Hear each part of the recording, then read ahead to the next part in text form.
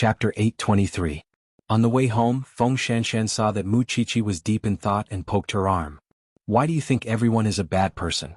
Do you have to be so paranoid? I don't think there's anything wrong with Dr. Song. I just think it's a coincidence that she appeared at this time. Captain Tang handed him over to me. Of course, I have to keep a close eye on him. Do you think danger is coming? Is it a joke? Little Seventh is right. He drove with his left hand and held Feng Shanshan's left hand with his right. Even though it was only for a while, he was reluctant to let go. You two are like old maids now. You're always talking nonsense. Feng Shanshan complained, but her heart was warm. Mu Qiqi knew that she didn't mean what she said, so she just glared at her. She didn't want to be an old maid either, but Feng Shanshan was alone. No, Feng Shanshan actually had parents, but they had remarried. They had known each other for so long, but Mu Qiqi had never heard her mention her parents. She said that she had no feelings for them, and she had even compromised with a scumbag a few times just for a photo with her parents. But she had feelings. She had already married Tang Yan and had a child, but she did not mention her parents at all. At that thought, Mu Qiqi could not help but take a few more glances at Feng Shanshan.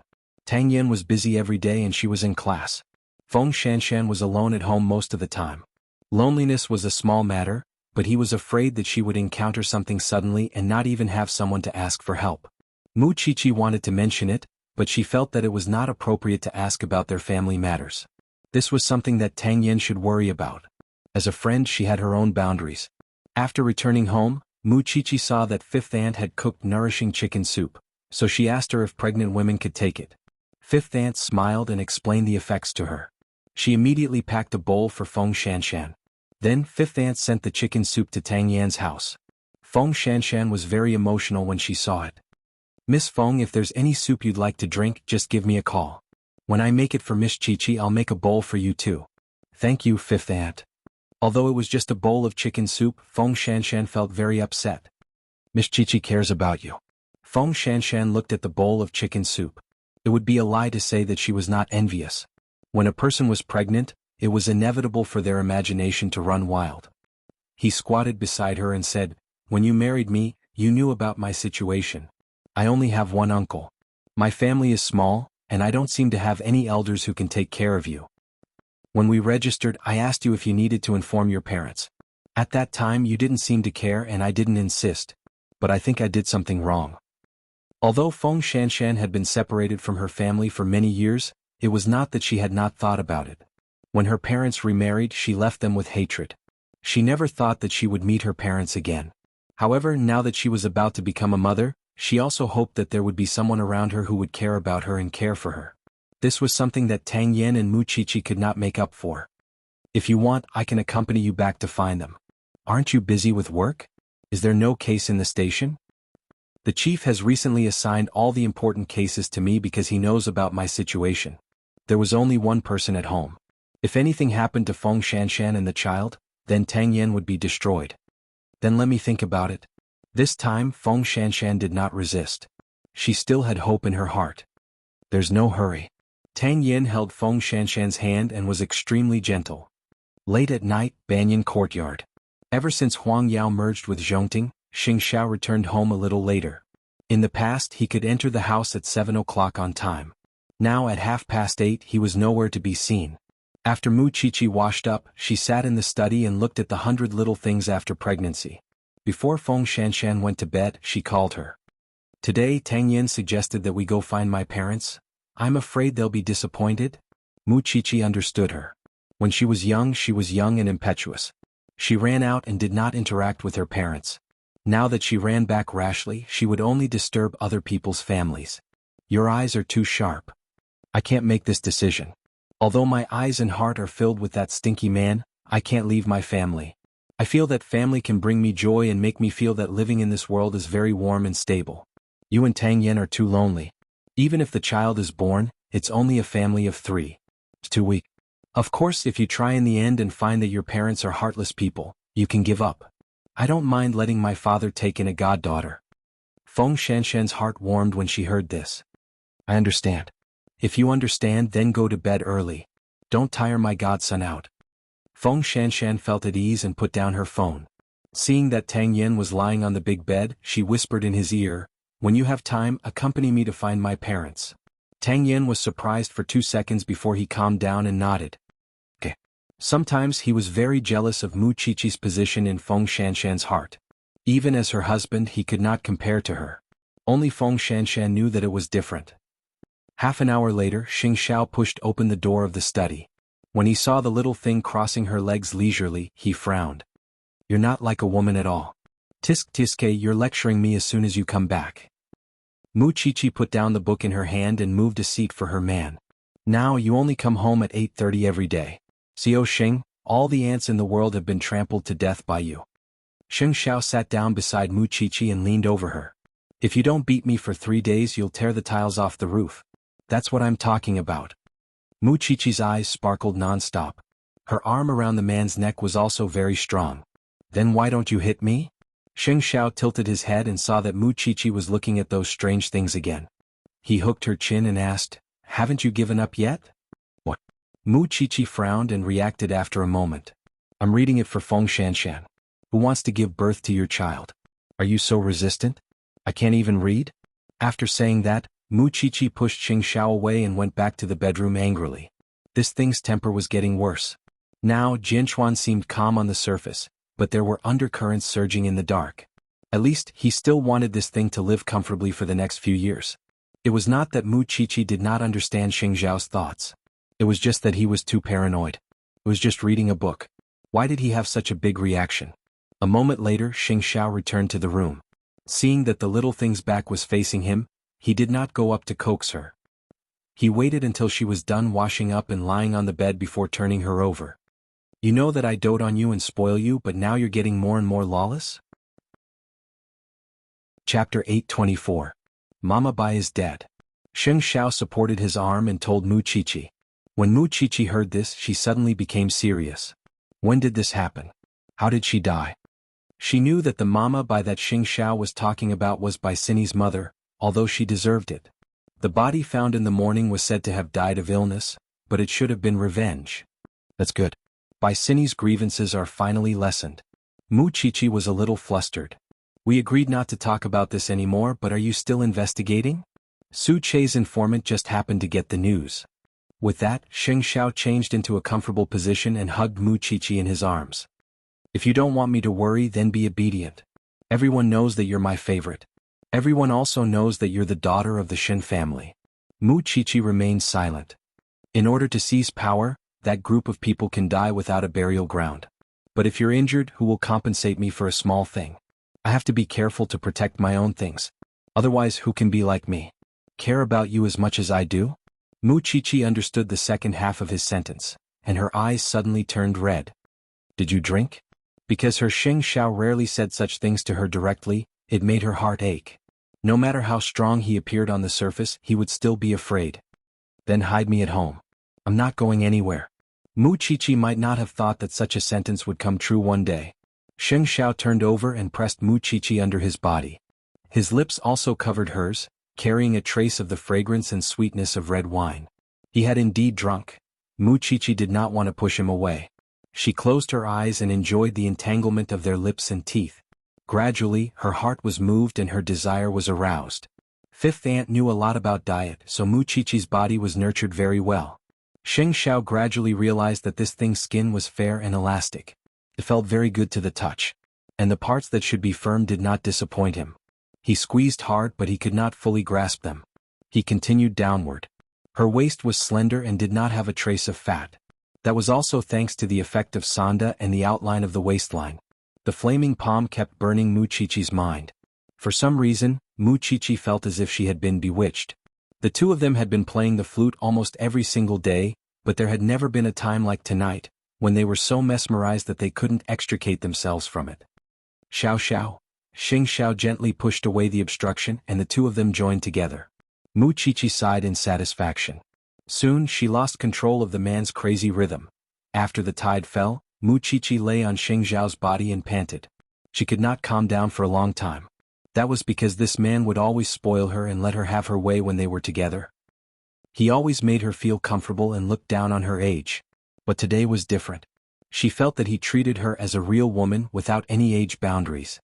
You've grown up, Xing Xiao suddenly said after a while. Mu Chichi reacted for a moment and looked down at her chest. Her face turned even redder. Is that a pun? Xing Xiao chuckled and got up to carry her into the bathroom. But no matter how old you get, you're still that 17-year-old little thing in my heart. I'll be a mature woman sooner or later. Mu Chichi puffed out her chest. Your mind has yet to be tested, but your figure has to be tested first. Xing Xiao felt that he should double Fifth Ant's salary. His earlier decision was also very correct. This little thing's face was rosy every day. It was obvious that she had been nourished well. Mu Chichi sat on the sink and did not say anything. After a while she suddenly hugged Xing Xiao's neck. I'll be safe and stay by your side until you're 80 years old. Didn't you say that? I was the one who dragged you into hell. No matter where I am, I can't leave you alone. Xing Xiao hugged her and felt a little more at ease. The world was big and he had a lot, but the only thing he really cared about was this little thing in his arms. Whoever moved would take his life. The next day, Tang Yin packed some clothes and applied for leave from the station. He prepared to bring Feng Shanshan to look for her parents. Feng Shanshan was very nervous, but Mu Chichi was right. No matter what, she was still the same as now with Tang Yan's family of 3. However, it had been too long since they last contacted each other. Feng Shanshan did not know how the two of them were doing. She only had the address when they parted. Tang Yin drove and brought Feng Shanshan to the dilapidated neighborhood. However, the Feng family had already been sold, and the new family gave Feng Shanshan a new phone number. It was Papa Feng's. Feng Shanshan held it in her hand and felt that it was a little hot. Seeing that she was not moving, Tang Yin took the note from her hand. I'll make the call. I'll make the call myself. Feng Shanshan snatched it and accepted her fate as she pressed a series of numbers. The phone beeped a few times before it was finally connected. A familiar voice was heard. Hello. Feng Shanshan said to the other party, her body tense. The other party was silent for a while as if he did not know what to say. After a long time he said to Feng Shanshan, let's meet. I'll send a car to pick you up. Tell me the address. My husband and I will come over ourselves. Feng Shanshan rejected the other party's suggestion. All right. With that, the other party gave her the address. Feng Shanshan entered Tang Yan's phone and asked him to follow the navigation. Tang Yan took the phone and patted Feng Shanshan's head as a silent comfort. Feng Shanshan was very nervous. She could not tell if she was looking forward to it or avoiding it. Half an hour later, the two of them stopped in front of a building. It was called the Hanwen Group.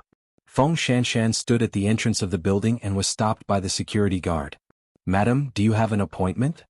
I'm looking for Feng Yanqing. That's the name of our chairman. If you don't have an appointment, I won't let you in. Please forgive me. Tang Yin parked the car and came over.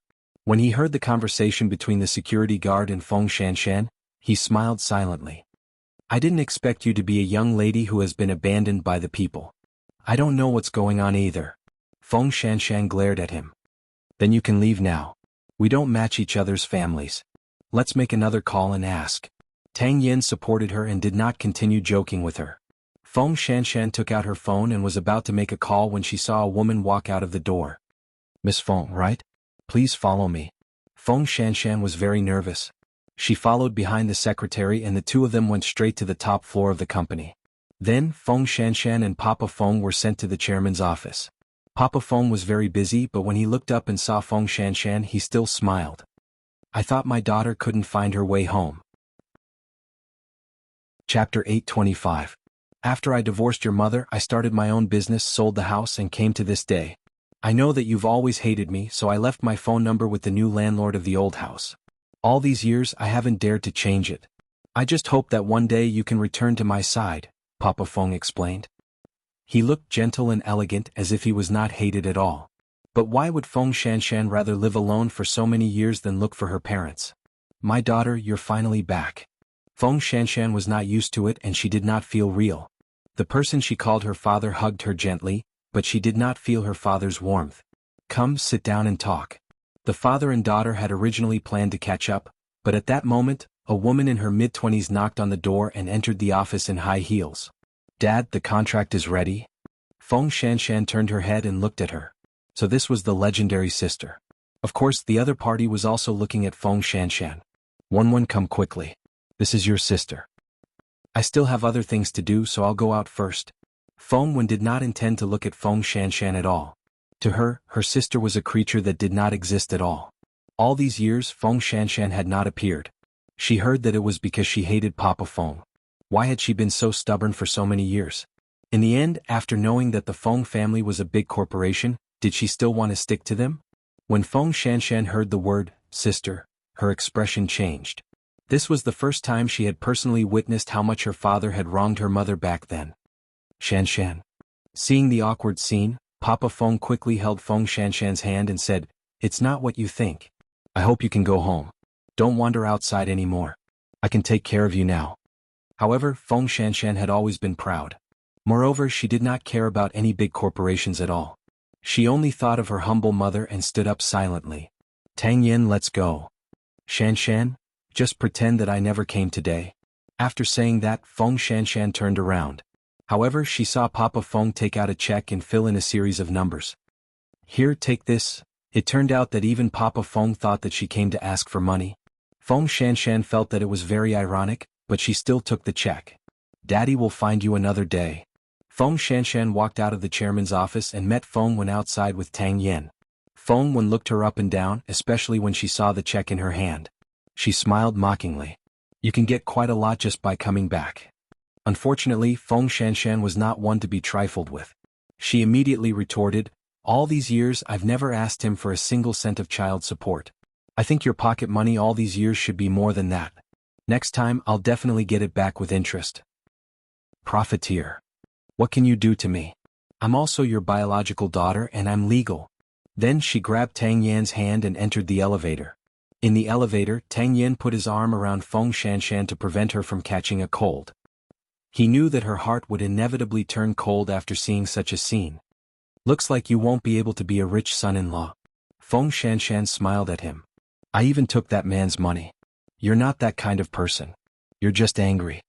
Tang Yan knew her. Although she was not a kind person, she did not love money to this extent. "If I had known it would be so frustrating, I wouldn't have come." Feng Shanshan put the check away and put it in her purse. "Find out where there's a need for donations and do some good for him." "Are you still going to look for your mother?" Feng Shanshan shook her head. "No, I think the three of us are quite good now. What if we poke another hornet's nest and disturb someone else's peace?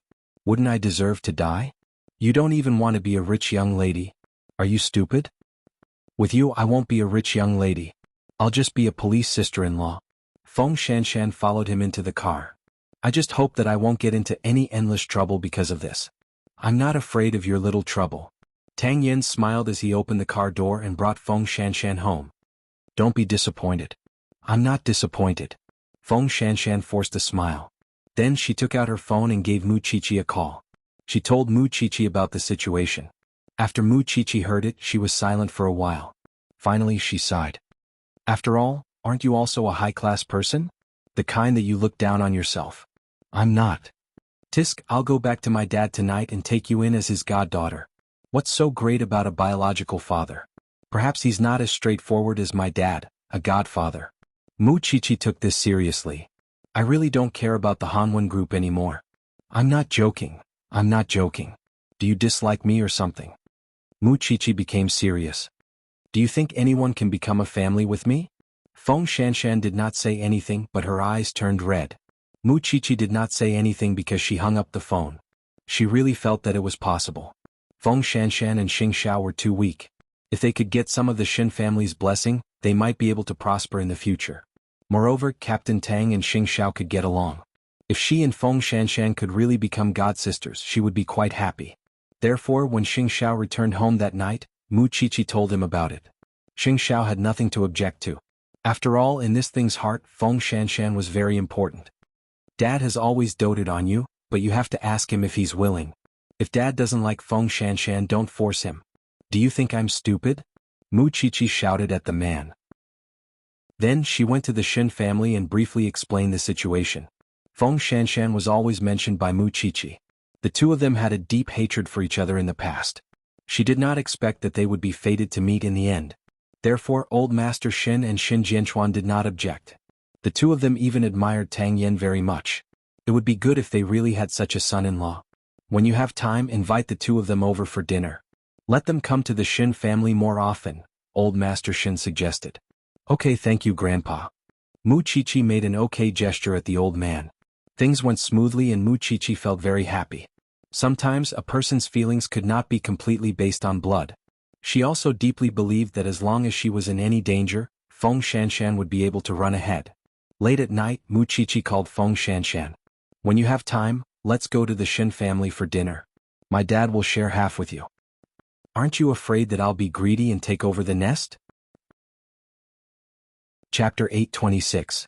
Muchichi's words were almost decisive. "You won't." Feng Shanshan didn't know where this person's confidence came from, but she really wouldn't. "What do you mean, Captain Tang?" Feng Shanshan turned to look at Tang Yen and asked, "Do you think I'm trying to climb up to the Shin family? What you want is the warmth of a family, not those complicated things. So, there's no such thing as climbing up or not. I believe that the Shin family won't think that way of you. The old chief is a noble person, and the Shin family won't be any worse. You're not polite at all." Tang Yen reached out to hug her and placed his chin on her shoulder. "If someone helps me love and protect you, of course I won't stand on ceremony. Similarly, I will also do my best to be filial to them with you. Is it because you're going to be a father?" Captain Tang, who was silent and not good with words before, is suddenly so talkative. "You've also made a lot of changes for me and our child," Tang Yen said seriously. Then he kissed Feng Shanshan's forehead. In the past, Feng Shanshan was so free and unrestrained. She could play with men and move as she pleased. She was very free mentally, but after being with him, she was bound by many restrictions, especially now that she was pregnant. She had freedom of movement and was restricted everywhere. She stayed at home obediently every day, and she was even afraid of danger, so she rarely took the initiative to say that she wanted to go out for a walk. Of course, his heart ached for her. Muchichi is really hard to refuse. Then don't refuse. She won't hurt you. Tang Yen firmly believed this. The two of them hugged each other intimately. Feng Shanshan was satisfied. However, her appearance had disrupted the peace of the Feng family, especially when Papa Feng had given her such a large sum of money. This made the other members of the Feng family feel very upset, especially Papa Feng's current wife. All these years, Papa Feng had thought of looking for Feng Shanshan, but his family had always used all sorts of reasons to stop him. It was fine if he didn't see her in the past. It wasn't a big deal. At most, he wouldn't see her for the rest of his life. However, when Feng Shanshan really stood in front of this group of people, they realized that Feng Shanshan was also one of Papa Feng's heirs. This sense of crisis made the Feng family go crazy. However, that was an existence that could not be erased. What could they do? Or was it to warn her in advance that she would not have a share in the Feng family? 3 days later, Feng Shanshan asked Tang Yen to buy some gifts. Since they were going to the Shin family for dinner, they couldn't go empty-handed. That would be rude. The Shin family was not a family that she could climb up to. But she had dreamed of having such a family. At 6 o'clock in the evening, Feng Shanshan and Tang Yen arrived at the entrance of the Shin family on time. Although Tang Yen was dressed casually, one could still see the shadow of calmness and justice in him. He was born to be a police officer. His fists and temperament said it all. Huang Yu and Muchichi went out to welcome them. When they saw them, they smiled innocently. "I say, girl, why do you like her so much? She really does look a little like you. People would even believe it if you said you two were sisters." Huang Yu looked at Feng Shanshan and praised her. "Second aunt, you are exaggerating."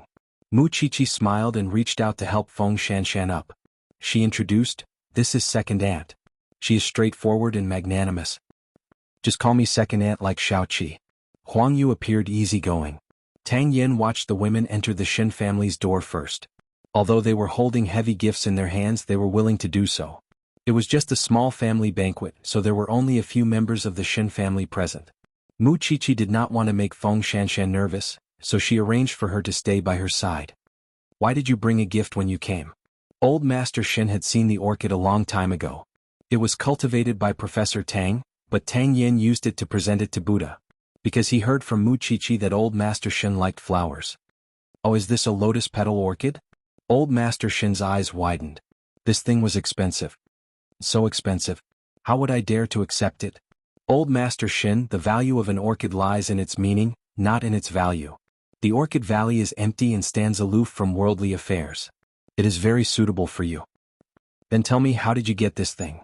Old Master Shin was worried that the young man would go astray. Tang Yen smiled faintly and explained, "My uncle likes to cultivate it." "Don't worry, Old Master Shin." Muchichi and Feng Shanshan stood at the side, stunned by the man's words. In the past he looked like a blockhead. No matter how they looked at him, he looked dull. In the end, it was not that he did not know the ways of the world. Kid, you're quite famous in the police station. You're on the same side as old Shen. I like it. Don't stand on ceremony. Just treat it as your own home. Come here often for a meal in the future. But next time just come empty-handed. It was obvious that old Master Shen was very happy. Then Tang Yin sat down beside Feng Shanshan. Feng Shanshan poked his arm. So the professor knows how to do these things. What professor? He's also your uncle. Tang Yin corrected her patiently. Feng Shanshan laughed silently. Her heart was very warm because she knew that this man was doing this for her. 3 days ago, she had been humiliated at the Feng family. He did not want Feng Shanshan to experience it again, even though the Feng family was not qualified to be compared to the Shin family. Then Shin Jianchuan walked out and glanced at his daughter. He also glanced at his goddaughter who was about to be recognized. One was painful and so were the two. You all know about what happened between Xiaoqi and Mu Tongxue. Although they are biological sisters, there are many grudges between them. I selfishly hope that Xiaoqi can still have a sister to make up for the regret in her heart. So, from now on both of you are my daughters. After saying that, Shin Jianchuan gave Mu Qiqi and Feng Shanshan a brocade box each. Of course, there's also a godson-in-law. However, the godson-in-law's was a red packet. Mu Qiqi looked at him eagerly. Her man had not even come over yet, and she was already at a disadvantage? Dad, I didn't forget about your family. Shin Jianchuan gave her another red packet. I hope that both of you will be happy. Feng Shanshan and Tang Yin looked at each other. They stood up from their seats with teacups and walked to Shin Jianchuan. Godfather, we'll use tea instead of wine. We also hope that you can be healthy. Be good. Shin Jianchuan said to the two of them calmly, go and sit down. We'll be a family from now on. Anyway, we'll be living close to each other. In the future you guys can come over often. Isn't Shanshan pregnant? If it's inconvenient for you to go on a mission, you can let her come over and stay for a while. The Shin family was really nice and warm. Feng Shanshan was not an unsatisfied person. Of course, she would not really disturb them often. Chapter 827. Sheng Xiao entered the Shin family's house at 8:30 p.m. When he saw the little one in high spirits in the crowd, he threw away his fatigue and walked to his family. Sheng Xiao is back. Wang Yu beamed. Grandpa, Dad, second uncle, second aunt. Sheng Xiao greeted them one by one and nodded at Tang Yin. These two seemed to be born to be brothers. This is for you. Mu Qiqi handed the red packet to Sheng Xiao as if she was presenting a treasure. Silly. Sheng Xiao took the red packet and put it in the pocket of his suit. Sheng Xiao, I want to see you and Tang Yin compete. Shin Jianchuan observed his two sons-in-law for a long time. He felt that they were both dragons and phoenixes among men. It would be more interesting to compete. What does Dad want us to compete in? One of them was a business genius and the other was a boxing champion. One was a scholar and the other was a martial artist. They did not seem to have much in common. But that was not the case. Both of them were equally smart. If it's a fight, Sheng Xiao is definitely no match for him. Wang Yu immediately laughed. He's the national champion. His skills must be very good. Second aunt, everyone has their own strengths. Mu Qiqi quickly protected her. It's not fair to compete like this. I know. You're the only one who knows how to protect your own. Huang Yu could not help but laugh. Why should I let these two men compete? They have nothing in common. It's better for me to compete with Feng Shanshan, Mu Qiqi said with interest. Anyway, both of us are studying forensic medicine. I've attended a few more classes than you, so I'll let you compete with Tang Yin. Otherwise, people will say that I'm bullying a pregnant woman. How do you want to compete? It's very simple. There are many apps for solving cases now. The most famous one is called Genius Forensic Medicine. There are many cases in it. We'll randomly pick one and see who can find the cause of death and the murderer of the victim first. Mu Qiqi took out her phone and showed it to Feng Shanshan. Tang Yan's eyes are so sharp. I definitely won't bully you. You can also ask your CEO for help. When everyone heard that, they felt that it was quite interesting. In the past, old Master Shin had opposed Mu Qiqi learning forensic medicine. Now that they could see this girl's ability with their own eyes, it was very refreshing. Then hurry up and choose a topic. I want to see it too. Mu Qiqi and Shin Jianchuan downloaded the app. Then Mu Qiqi handed the phone to Shin Jianchuan. Dad, for the sake of fairness, you can choose the questions. Shin Jianchuan took the phone and went closer to old Master Shin to choose. This one. Shin Jianchuan chose the question and passed the phone to Mu Qiqi. The title is Prison Mystery. Feng Shanshan also found the prison mystery and opened it. Then the page entered a bare prison cell. The person had died next to the iron door, curled up in a C shape on the ground. There was nothing in the cell except for a bare iron bed. The floor was damp and the walls were scratched by fingernails. Other than that, there were some words at the bottom of the picture. There's a strong smell of mold and rust. When the old man saw this, he was confused. You can solve the case with this? There's nothing. He probably died of sudden death or illness. Grandpa, can you take a closer look? Mu Chichi reminded him with a smile. The old man looked at it for a long time. No one could enter such a sealed cell and he could not get out either. Grandpa, we have to rule out sudden death first. Look at the fingernail scratches on the wall. They're all fresh. There's a lot of sand in the gaps of the deceased's fingernails. This means that he was in pain before he died and it lasted for a long time. He didn't die of sudden death, Mu Chichi answered. He didn't die of illness either. There's no medicine in the room and this person is strong. He shouldn't have any chronic diseases, Feng Shanshan added. Fine, just tell this old man how this person died. Old Master Shin had been in the military all his life, and he had never thought that forensic doctors were anything special. However, looking at the two little girls solving the case, he suddenly felt that not everyone could be a forensic doctor. Feng Shanshan and Mu Chichi looked at each other and carefully observed the body. Then they said in unison, he was poisoned to death. How did you come to that conclusion? The room is sealed and there are no signs of damage around. The ground is very wet and there are no other footprints. This means that no one has come in. The head of the body is facing down and we can't see the face. But from his exposed skin there's pigmentation. That's a typical sign of iron poisoning. Mu Chichi explained unhurriedly. Then Feng Shanshan added. Ferrous sulfate can be used in medicine to treat anemia, but if it's taken for a long time or if the medicine is overdosed, the iron will settle on the skin and organs. It will damage the respiratory tract, liver and lungs. The most serious consequence is, of course, death. There's also a reminder on this question that there's a smell of rust in the room. Ferrous sulfate appears in different states in different environments. It can melt water, oxidize and is poisonous. That's why we concluded that he was poisoned to death. Grandpa Shin nodded and suddenly understood. Of course, this is just our speculation. In fact, as long as we dissect the body, we'll get the answer very soon. After listening to the two of them, Tang Yin clicked on the answer to the question. It was indeed ferrous sulfate poisoning. When Grandpa Shin saw the answer, he couldn't help but applaud the two of them. I used to underestimate the profession of forensic doctors. The two of you have made me look at it in a new light. Very interesting. Huang Yu was stunned when she heard that. She immediately felt that the two little girls were very impressive. Then it's a draw, the old man said. Both of you are very good. Very good. Tang Yin hugged Feng Shanshan. This woman had let go of it for a long time, but she could still remember it so clearly. It could be seen that she was really suitable and really liked it. However, she had to let go of it to give birth to his child. He felt extremely guilty. Mu Chichi leaned into Xing Xiao's arms. In fact, this was the first time Xing Xiao looked at this thing directly. The case in front of him really had the posture of a forensic doctor. It was gratifying. Mu Chichi saw that Xing Xiao did not say a word, so she moved closer to him and smiled. What? Are you charmed by me? We'll talk when we get back. Xing Xiao hugged her and said. An old man's heart was completely beating for her. Mu Chichi understood and knew that there was a hidden meaning in his words. I'm happy tonight. I'll play with Xiao Sheng. The family was happy.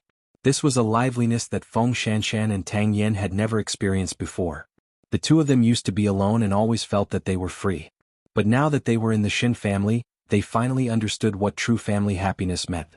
They were old and young and the family was neat and tidy.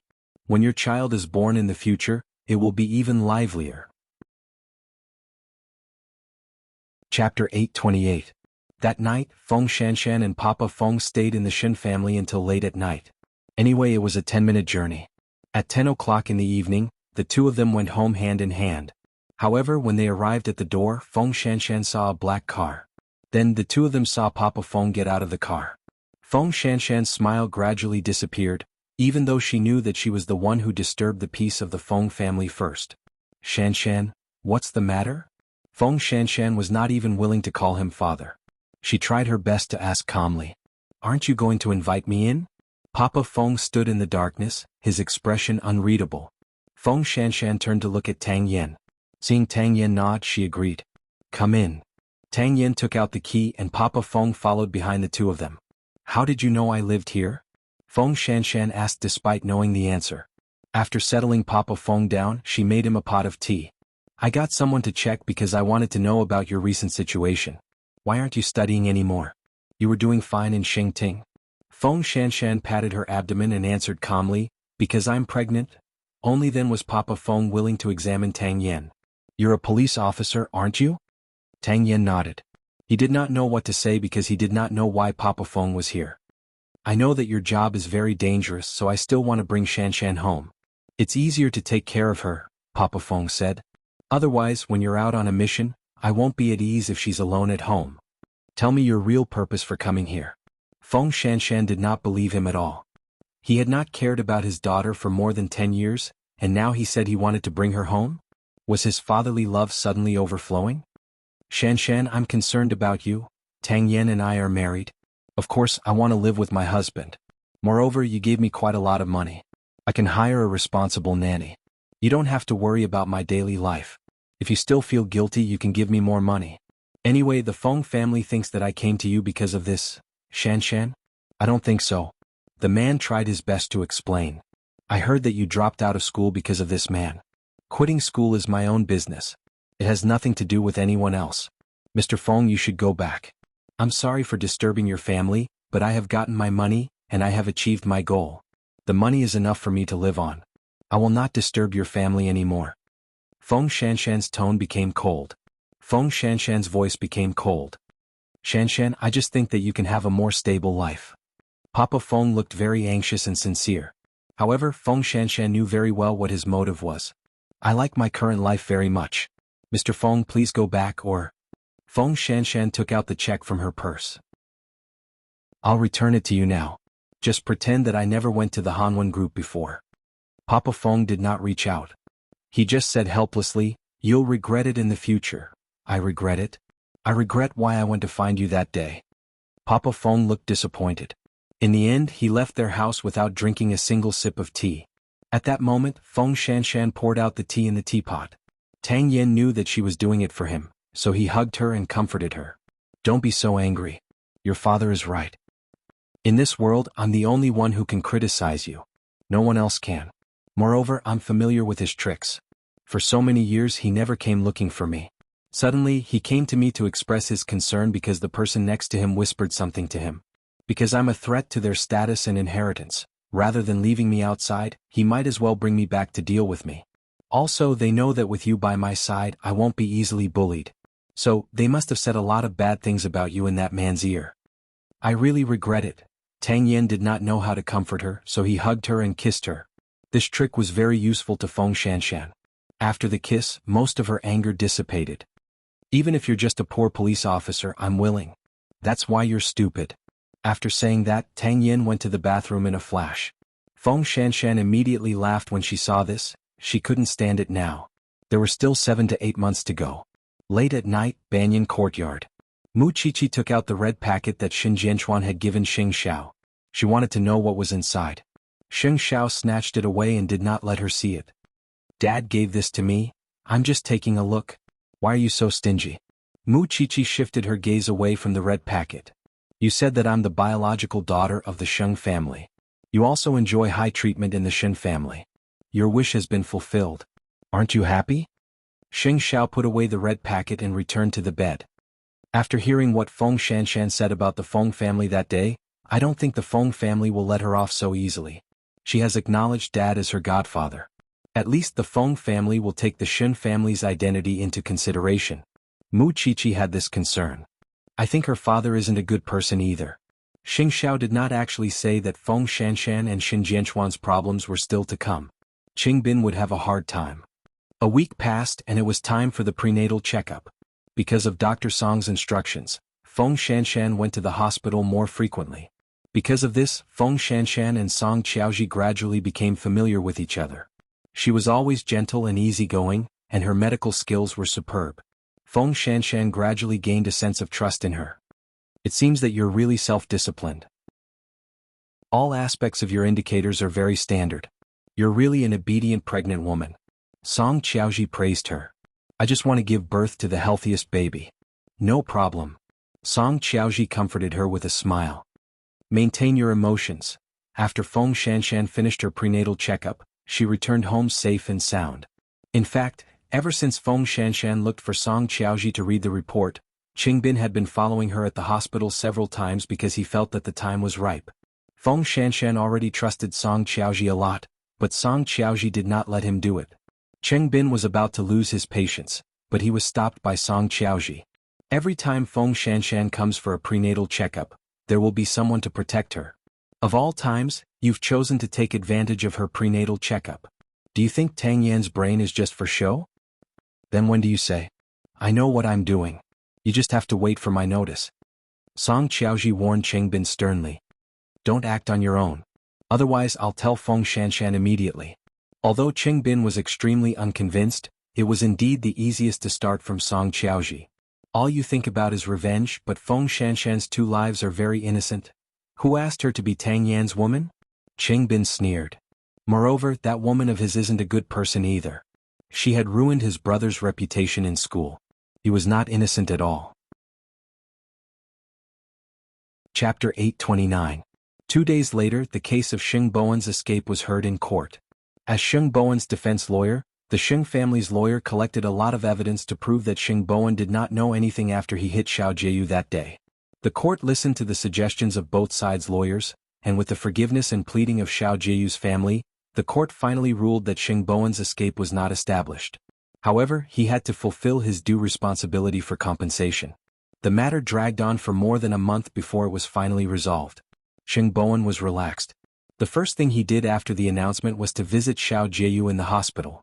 Xiao Jieyu was recovering well, and the hospital was also doing their best to find a suitable bone marrow match for her. Grandpa Meng was very reasonable. Every time he saw Xing Bowen, he would hold his hand and thank him countless times.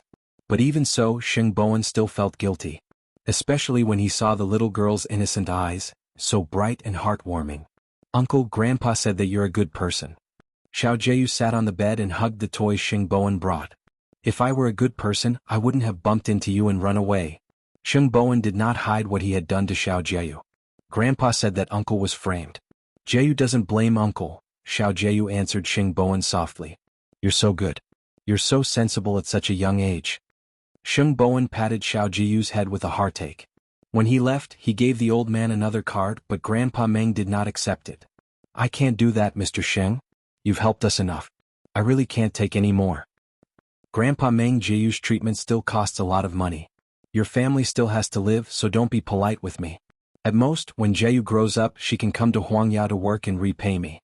When Grandpa Meng heard this, his eyes lit up because what Xing Bowen said was indeed a path. If Jieyu could live to that day, he would definitely let her repay her benefactor. Then thank you, old man.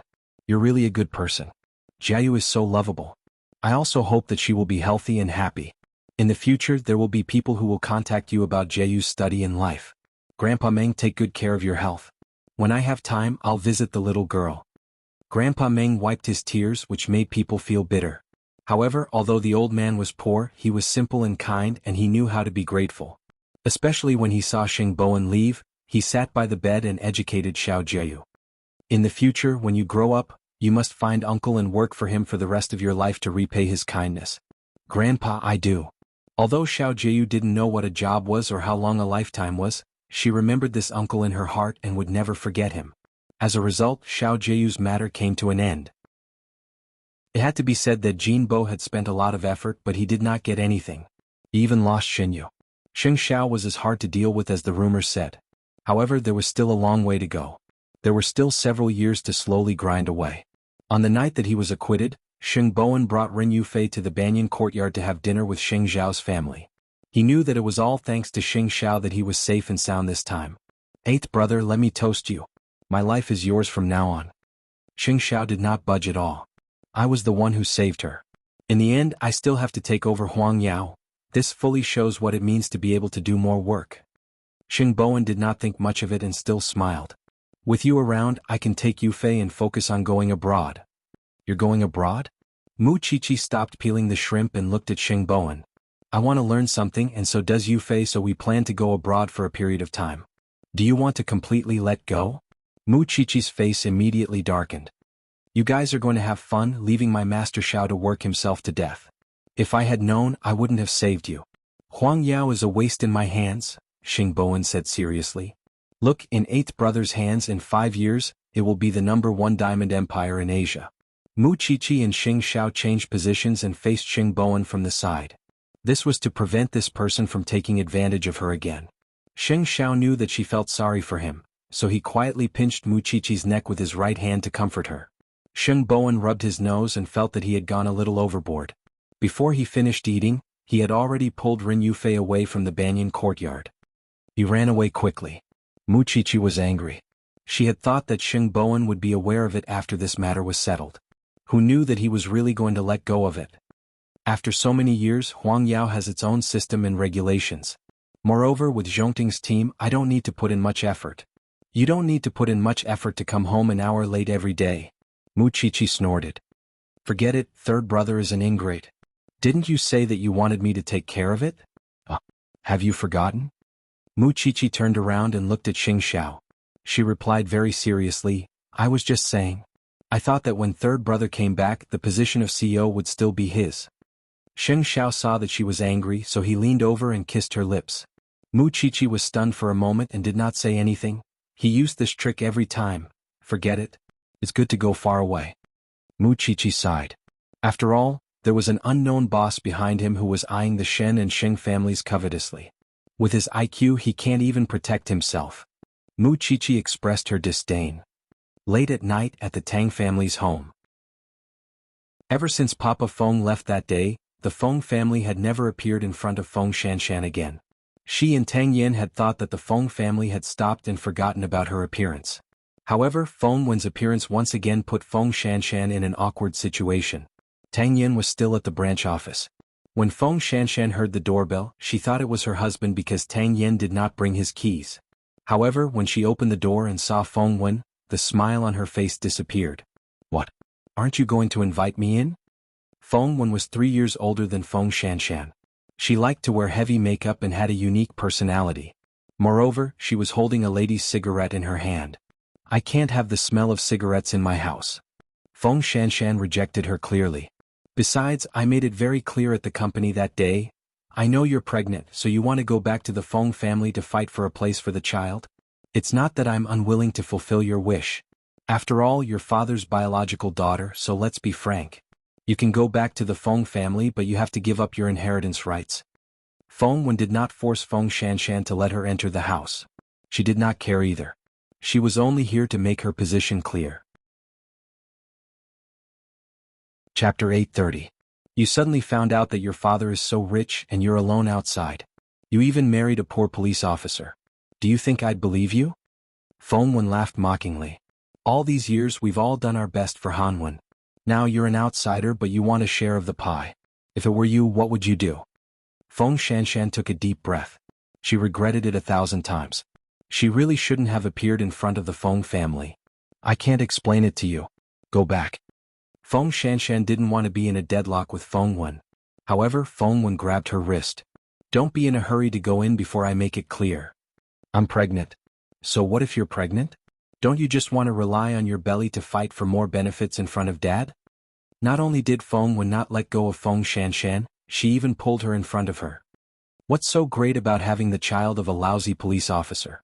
Feng Shanshan staggered and almost fell. Don't act pitiful in front of me. After Feng Shanshan steadied herself, she still had lingering fear. Just as she was about to hit her, Mu Qiqi was one step ahead of her. She grabbed Feng Wen's wrist from behind and slapped her. Are you still human? You even bully pregnant women. Feng Wen was stunned. She didn't expect Feng Shanshan to have a helper. Moreover, she was so strong. After pausing for 2 seconds, she suddenly wanted to fight back, but she was pressed against the wall by Mu Qiqi. She couldn't move at all. In the end, Mu Qiqi didn't train for nothing. Feng Shanshan, what's going on? She received Captain Tang's call and immediately rushed over. She didn't even have time to ask why. It's nothing. It's just the Feng family. Feng Shanshan glanced at Feng Wen and answered. Now that she thought about it, she was still afraid. The Feng family came here to cause trouble? They thought I wanted to share their property, Feng Shanshan explained weakly. After Mu Qiqi heard this, she loosened her grip and stood in front of Feng Shanshan. She doesn't care about your Feng family's money, so don't come again. Feng Wen covered her wrist that was red from Mu Qiqi's grip and looked at Feng Shanshan with resentment. Feng Shanshan, you hired a lot of people to help you put on an act. Mu Qiqi's spoiled temper almost made her want to hit her again, but she was stopped by Feng Shanshan. For my sake, there's no need for that. Mu Qiqi took a deep breath and calmed down. She looked at Feng Wen and said, I'm advising you nicely now. The Feng family shouldn't push their luck and don't come to this place again. She's really not interested in your Feng family's things. If I see her again, I don't know what I'll do. What right do you have to interfere in the affairs of our Feng family? Feng Wen stood on the steps, the resentment and anger in her heart unabated. Her business is my business. If you really want to find someone to fight, come find me. My house is at 135 Banyan Courtyard. I'm waiting for you anytime. In the dark, Feng Wen did not look at Mu Qiqi carefully, but she really remembered number 135. Just you wait. I'm not going to sleep. I'm just waiting for you. After saying that, Mu Qiqi pulled Feng Shanshan into the house. You opened the door just because someone knocked? If Captain Tang hadn't installed surveillance cameras at home and informed me when he saw it, what would you have done? Tang Yen didn't bring his keys. I thought, in the future, no matter who it is, even if Captain Tang knocks on the door, you have to ask first. Mu Qiqi helped her sit on the sofa. Are you okay? Do you want to go to the hospital for a checkup? There's no need for that. Feng Shanshan shook her head. I'm just a little annoyed. They might come looking for trouble endlessly in the future. It's also my fault. I encouraged you to look for your family. It's not your fault. After all, you didn't know that that family was such a thing. Feng Shanshan shook her head at Mu Qiqi. This matter has to be resolved properly. You're pregnant now. You can't always be angry at this family. Mu Qiqi thought about finding a way for Feng Shanshan once and for all. Alright, I'm fine now. You can go back. Your CEO will come over later. Feng Shanshan urged Mu Qiqi. In fact, she was afraid that Mu Qiqi would be implicated, although she had never been afraid of being implicated. I'll leave when Captain Tang comes back. Mu Qiqi sat on the sofa and quickly fell into deep thought. Perhaps because he was worried about Feng Shanshan's safety, Tang Yen arrived home an hour later. When he entered and saw the two girls, Tang Yan's nervous expression became obvious. Are you all right? Feng Shanshan stood up and shook her head. Qiqi came just in time. Nonsense. I ran all the way here. Mu Qiqi rolled her eyes. Since Captain Tang is back, I'll go back. You can't just open the door for everyone in the future. Remember.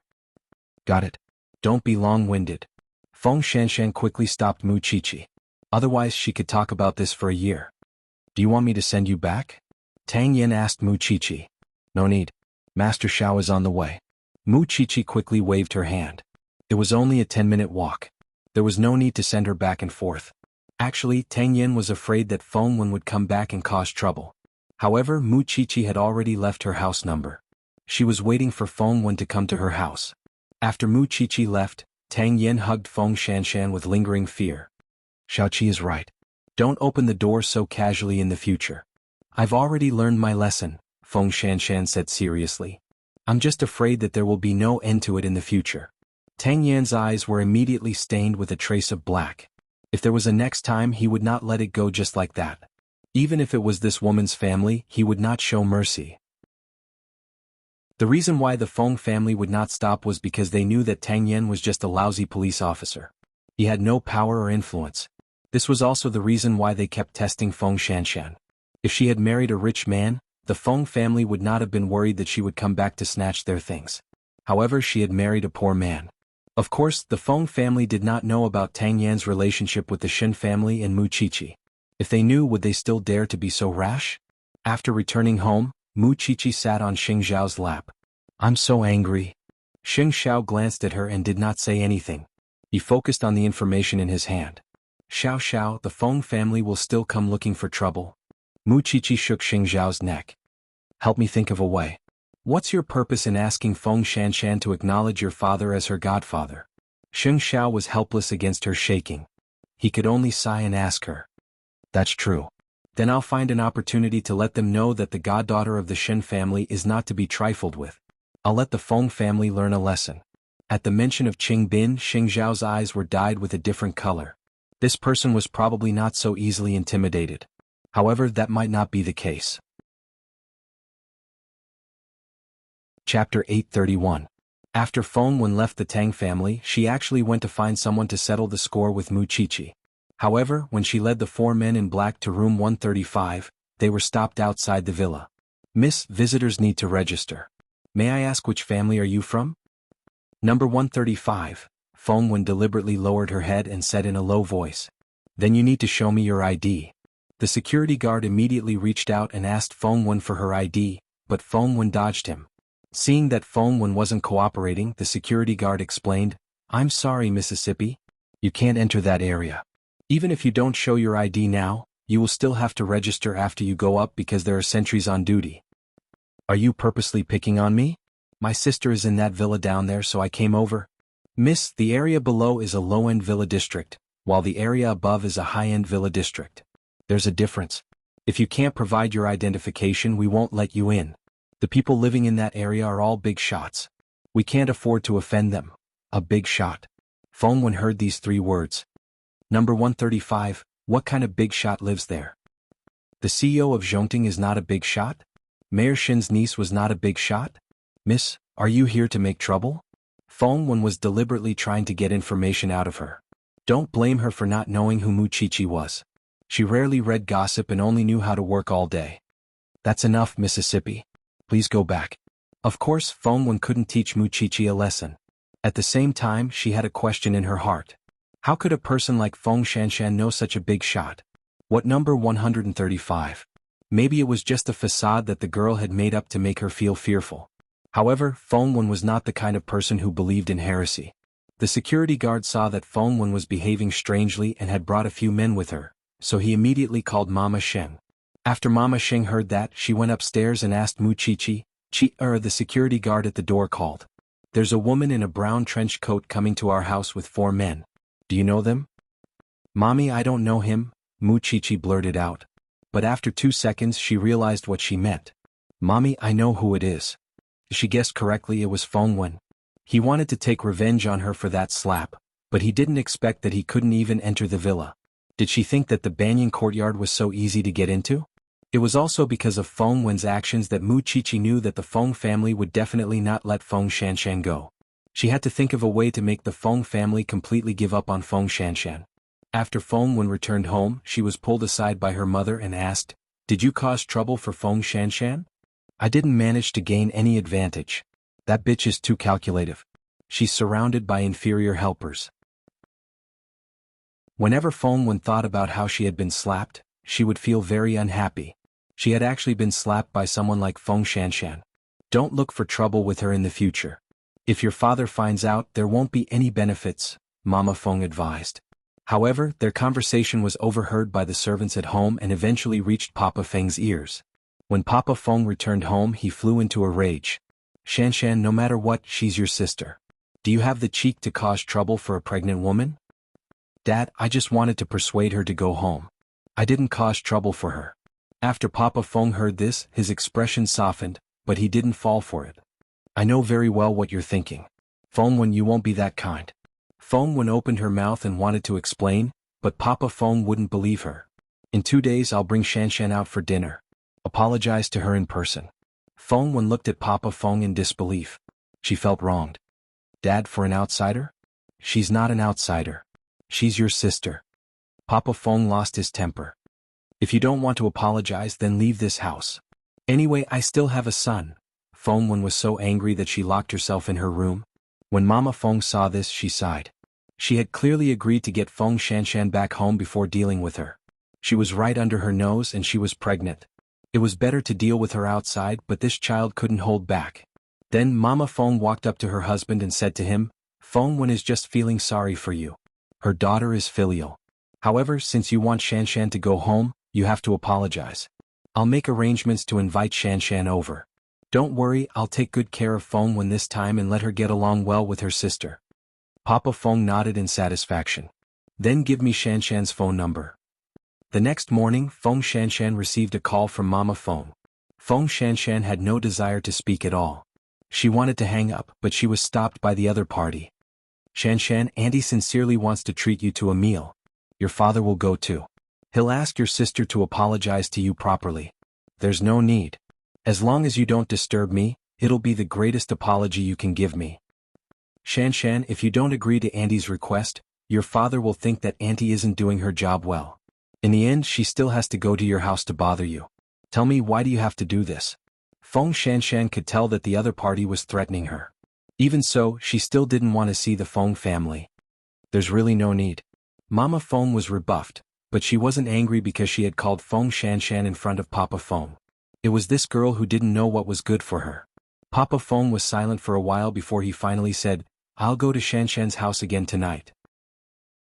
Perhaps in Papa Feng's heart, he still remembered that he had such a daughter, and that she was suffering outside. Mama Feng and Feng Wen, on the other hand, were planning to deal with the situation nearby. The whole family had their own thoughts, but none of them had any good intentions. After Feng Shanshan hung up on Mama Feng, she called Mu Chichi again. After Mu Chichi heard this, she smiled. What a good opportunity. I was still thinking about how to set up a trap. Now I've saved my energy. What do you want to do? Of course, let the Feng family know that you don't like their things at all. Agree to them. Don't implicate Godfather and Second Uncle Shen. I don't want to use their name to cause trouble outside, Feng Shanshan said to Mu Chichi seriously. You're not allowed to mess around either. Am I the kind of person who messes around? Mu Chichi chuckled and instructed her, go for the prenatal checkup properly. Don't think about anything else. If your father asks you to go for a meal, go. Just send me the address and time later. Don't be afraid of anything, understand? Why are you so good to me?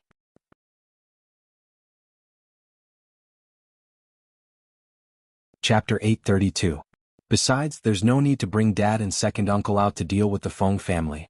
Master Xiao and I will be enough. After saying that, Mu Chichi hung up. Then Feng Shanshan returned Mama Feng's call and agreed to eat. She really did not want to see Papa Feng appear at her doorstep again. Then I'll book a seat and send you the time and address. Feng Shanshan nodded indifferently. A moment later, a new policewoman from the station arrived. Hello, sister-in-law. My surname is Xing. You can call me Xiao. Xing boss can't leave, so he asked me to accompany you to the prenatal checkup. Actually, I can go alone. Feng Shanshan was a little embarrassed. After all, she felt bad for always mobilizing so many people. The girl called Xiao Xing shook her head like a rattled drum. Boss said that I have to follow you even when you go to the toilet to ensure your safety. If I can't even do this task well, then I'll go home and eat by myself. Then I'll have to trouble you. Feng Shanshan thanked her and went back to her room to get her bag. Then she went to the hospital with Xiao Xing. Song Qiaoji saw that Feng Shanshan was always accompanied by people, so she smiled. It's a little girl today. Dr. Song, please excuse me. My husband is worried about my safety, so he's troubling Xiao Xing. He's doting on you. Look at the hospital. How many pregnant women come to the prenatal checkup on their own? He's a good man. Song Qiaoji looked at the checkup report while touching Feng Shanshan's slightly protruding abdomen. I'll say it again. Pay attention to your mood. It's not good to be depressed. I'll pay attention. In a few days, I'll have a lecture at the medical university. If you have time, come and listen. It's good for pregnant women. Of course, it would be even better if the child's father can attend. Song Qiaoji handed the flyer to Feng Shanshan. Thank you, Dr. Song. I'll definitely go when I have time. You're welcome. Song Qiaoji did not show any abnormalities, but she had already started to invite Feng Shanshan. In other words, she did not know which event in the future Feng Shanshan might be schemed against. That evening, Mu Chichi received the hotel address and meal time from Feng Shanshan. After putting away the phone, Mu Chichi's eyes lit up with excitement. Xiao Xiao, let's go to Jinrong Manor for dinner tomorrow night. I heard that they advocate vegetarianism and are very popular recently. I haven't been there yet. Xing Xiao snorted softly and said nothing. Was his objection useful? Moreover, this thing had never been a vegetarian. It only liked to eat meat. It's fine this time, but do you think you can protect her forever? If I can protect him once, I will. Mu Chichi sat on Xing Xiao's lap and shook his shoulders. I only have these two friends. With you by my side, I don't lack anything and I won't be in danger. So, I can only do more for my friends. She's pregnant. You can't expect me to sit back and do nothing, right? Xing Xiao reached out and hugged Mu Chichi. Love was always above feelings. No matter what kind of feeling it was. I'll get Su Che to book a table. Thank you, Xing Xiao. Xing Xiao frowned. He was only 30 years old and he was already at the stage where he had to be called a master? Then he pulled Mu Chichi over. You want to leave after taking advantage of me? Mu Chichi shook her head and quickly said, I've been feeling bloated for the past few days. It's not very comfortable. Xing Xiao thought about it carefully. These few days should be her menstrual cycle. She had always been punctual, but she had not come yet. Let's go to the hospital tomorrow. Xing Xiao reached out and caressed Mu Chichi's abdomen. Mu Chichi felt the warmth of Xing Xiao's palm and felt much more comfortable. No need. Isn't it my menstrual cycle soon? It'll be strange before I come. Moreover, tomorrow's classes are very important. I won't delay it. Xing Xiao put her down from his lap and suddenly remembered that they did not use contraceptives that night when Xing Bowen brought Mu Chichi to Mount Yuang. At the thought of this, Xing Xiao's emotions became much more complicated. It was just that Mu Chichi did not notice. When he returned to the room, Mu Chichi had already taken a shower and was lying on the bed. Xing Xiao saw her shaking her legs, so he stepped forward and covered them for her. What's wrong? It's almost June. I'm not cold. Mu Chichi was a little puzzled by Xing Xiao's actions. If it were any other day, she would have been pressed down on the bed to fix her posture. Today Xiao Xiao did not seem to have any such thoughts at all. After taking a shower, remember to dry the water stains on your body. Master Xiao, you're very strange tonight. Mu Chichi was puzzled. Xing Xiao did not explain why and went into the bathroom. When he came out, Mu Chichi was already asleep on the bed. It was obvious that she had been in class recently and was very tired. Xing Xiao sat on the edge of the bed, lifted the blanket and put Mu Chichi in. Seeing that she showed no signs of waking up, he stared at her abdomen. He hoped that he was overthinking. The next day Tang Yin was about to go out with his keys. When Feng Shanshan saw him open the car door, she called out to him. Dinner at Jinrong Manor at 6:30 p.m. Don't forget. Tang Yin closed the car door and returned to Feng Shanshan's side. He kissed her forehead. I'll pick you up at home at 5. Aren't you busy at the bureau? No matter how busy I am, I have to make time to accompany you. If he did not protect his own woman, was he really going to place his hopes on someone else every time? Feng Shanshan did not say anything and watched Tang Yin drive away. She had no power or influence and no one in the Feng family was on her side. Therefore, when she went to the Feng family this time, other than causing trouble, it seemed that she would only bring embarrassment to Tang Yin. At 6 o'clock in the evening, Jinrong Manor. The Feng family had already arrived at the restaurant's private room. However, Feng Wen had been silent ever since she entered the restaurant. When Shanshan comes later, apologize to your sister, Papa Feng said to Feng Wen. His words were commanding and there was no room for negotiation. Feng Wen did not say anything, but she vented all her anger on the tea set. And you, if Shanshan comes home, promise me that you'll take good care of her. I owe her too much. Papa Feng turned his head and said to his wife, Where's Xiaowei? Xiaowei is still on the way. She'll be here soon. Mama Feng answered with a smile, trying her best to look graceful and elegant. In a while I'll also persuade Shanshan. There's no need to pester the poor police officer. Papa Feng did not like Tang Yin at all. He only felt that his daughter could find a better home. What was the point of following this man who ran to murder scenes all day?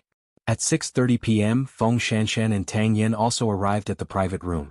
Papa Feng did not want to have a strained relationship with his daughter from the start, so he ignored Tang Yin. Chapter 833. Shanshan, come and sit down, Papa Feng greeted her lovingly.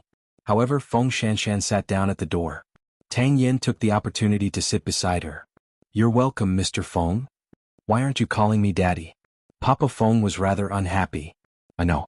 2 days ago your sister went over and made you suffer. I've also taught her a lesson. Feng Wen apologized to your sister. When Feng Wen was called, she stood up abruptly and glared at Feng Shanshan. She said to Feng Shanshan dryly, I'm sorry. There's no point in apologizing unwillingly. Besides, if my friend hadn't come over that day, I don't know if the child in my stomach and I would still be here. Feng Shanshan looked at Feng Wen coldly. Let's be honest with each other. If you don't want to apologize, I don't want to accept your apology. That's great. Feng Wen sat down angrily. Shanshan, we're all family. If there's a misunderstanding, just solve it. There's no misunderstanding. Feng Shanshan interrupted Papa Feng. Mr. Feng, you probably misunderstood. The reason I appeared in the Feng family wasn't to ask you for money. I just naively thought that I still had family and kinship. However, the attitude of the Feng family also made me realize that I shouldn't have appeared in front of you and caused myself so much trouble. If it wasn't for the money, why did you take Dad's check? Feng Wen questioned.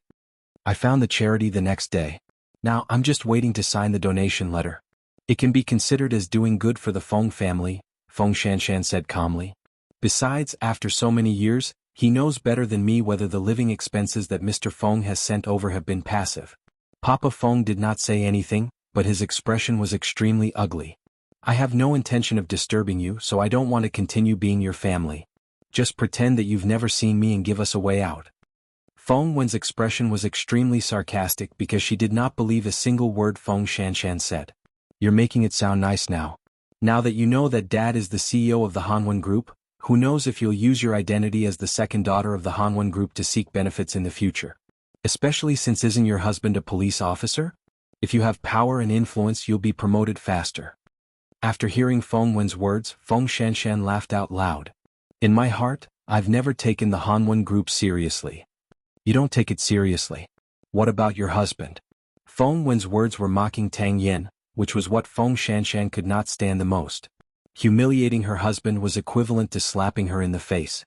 Seeing that she didn't look good, Tang Yen wanted to say something, but he was stopped by Feng Shanshan. This was her family. No, this family was only related to her by blood, so she didn't want Tang Yen to waste his energy on this family. My husband has no interest in currying favor with you. Even if he does, you're not qualified, Feng Shanshan said sarcastically. Who does he think he is? Shanshan, it's not that I'm scolding you, but you're still young. You can still find better happiness. Papa Feng took the opportunity to join in. It's not that I dislike your husband, but his job is so dangerous. How can he take care of you and the child? Feng Shanshan finally understood. It seemed that the Fengs were not going to talk nicely. You don't have to worry about that, Feng Shanshan replied coldly. The purpose of my visit today is to tell you that in the future, we'll pretend that we don't know each other. This is the best outcome. Everyone will be satisfied. Seeing that Feng Shanshan was angry, Tang Yen held her hand and reminded her not to be angry. Then, his calm voice sounded at the dining table. Although I don't have any background, I'm not completely helpless. It's enough to give Shanshan the life she wants. With just you?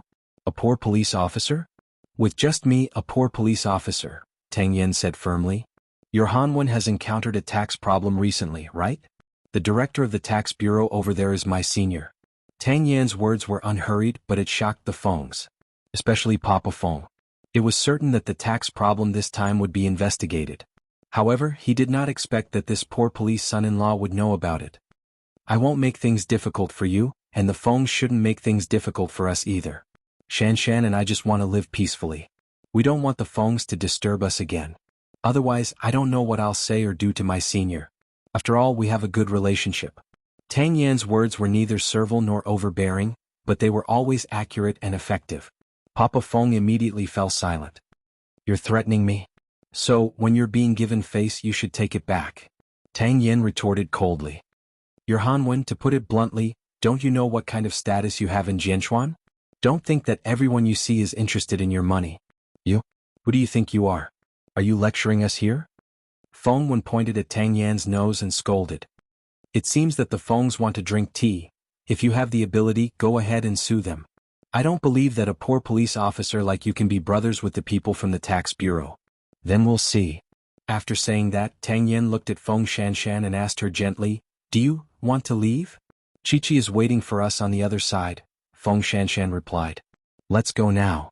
After saying that, the two of them stood up and walked to the room next door. At this moment, Feng Wen was so angry that she went crazy. Two pretentious people. What the hell? Dad, just you wait and see. What people from the tax bureau? It's all a lie. Previously, Feng Shanshan even said that she knew the mayor's niece. Papa Feng did not say anything, but his face was livid. Xiaowen stopped talking. Accompany Mom to the bathroom. Mama Feng could see Feng Shanshan and Feng Wen from her position. She went to the room opposite. Therefore, she wanted to know who was on the other side. Feng Wen stood up unwillingly and accompanied Mama Feng out of the private room. When they reached the corridor, Mama Feng saw Su Che and the bodyguards at the door. She asked about the service in the private room. Young lady, who are the big shots inside? They even brought a few bodyguards. Oh, it's President Sheng and his wife from Zhongting, who is Mayor Shin's niece. Then who are the two people who went in just now? I'm not sure either, but the two families are very close. When Mama Feng heard this, her expression changed. Then she turned to look at Feng Wen. Could it be that Feng Shanshan is really related to the Shin family? Feng Wen shook her head, indicating that she was not sure either. Who knows? If they are really related to the Sheng family and the Shin family, then your father will definitely scold you to death when he finds out. Chapter 834. What's the big deal? Mom, it's fine as long as you don't tell Dad. With that, the mother and daughter went to the bathroom. When they returned, Feng Wei was already there. When the mother and daughter sat down, Feng Wei said, "Where's second sister? Didn't you say you're having dinner with her?" "What second sister? She said she doesn't like our family at all." Feng Wen snorted, feeling extremely unhappy. Isn't that normal? Second sister has such a good relationship with Zhongting. It's normal for her to not like us, Feng Wei answered casually. Besides, I heard from the grapevine that Mayor Shin's family has already accepted second sister as their goddaughter. Of course, they don't need to care about poor relatives like us now. After hearing Feng Wei's words, even Papa Feng revealed a surprised expression. Tell me clearly what's going on. Don't you read the gossip news? Second sister and Mu Qiqi. Sheng Zhao's women are very close sisters.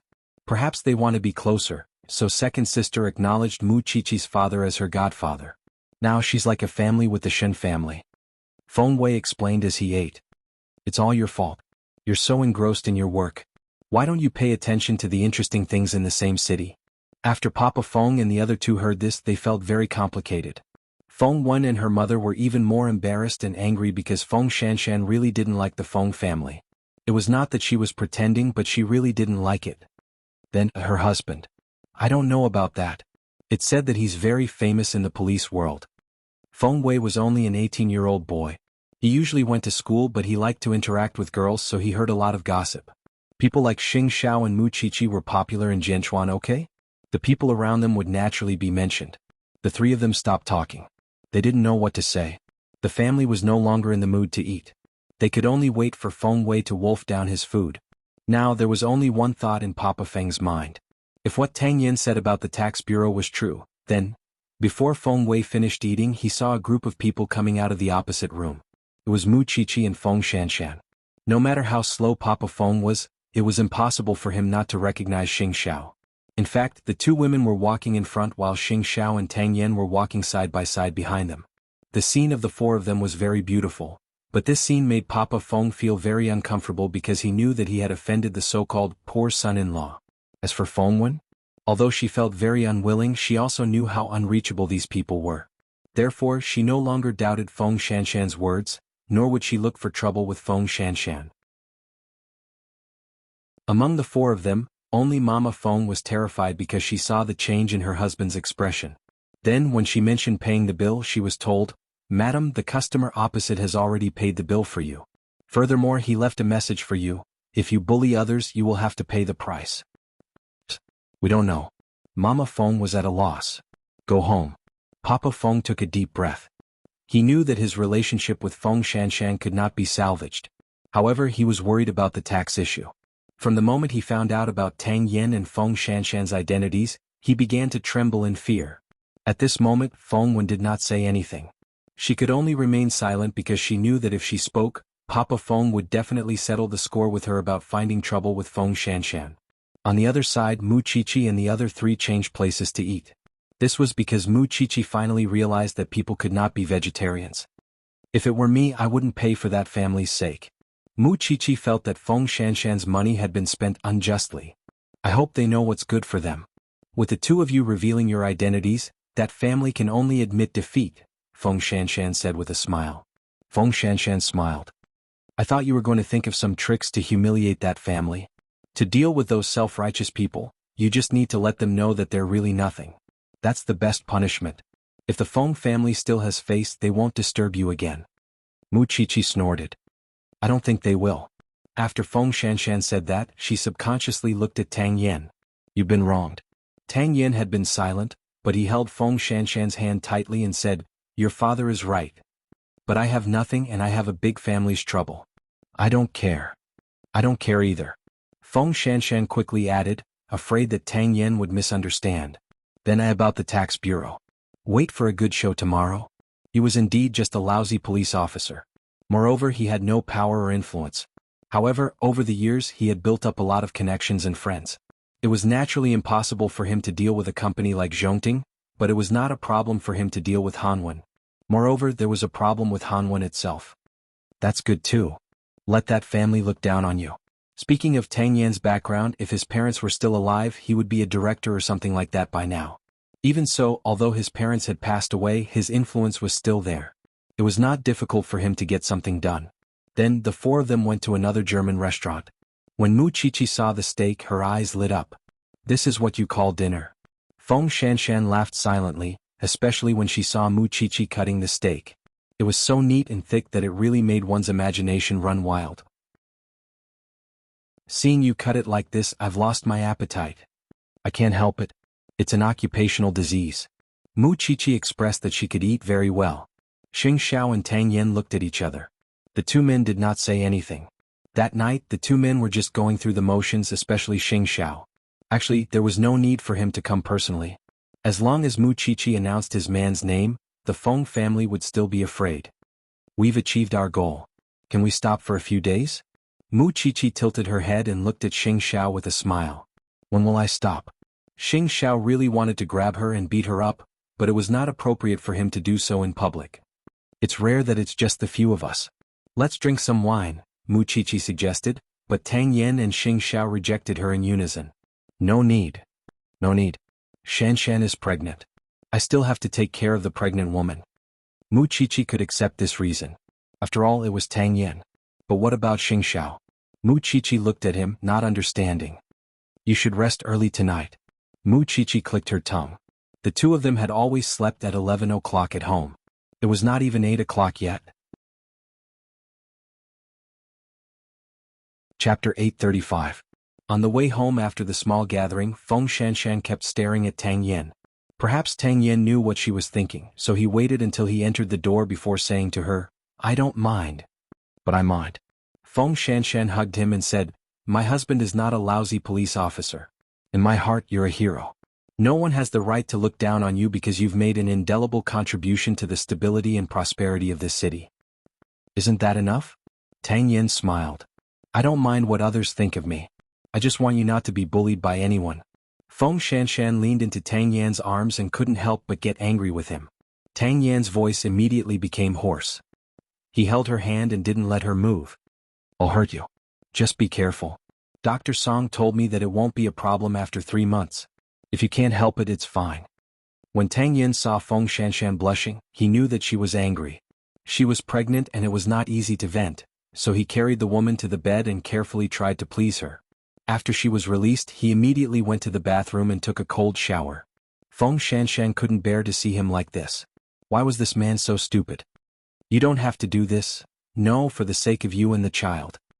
He could endure it, although a certain part of him was unreasonably firm. It was also late at night.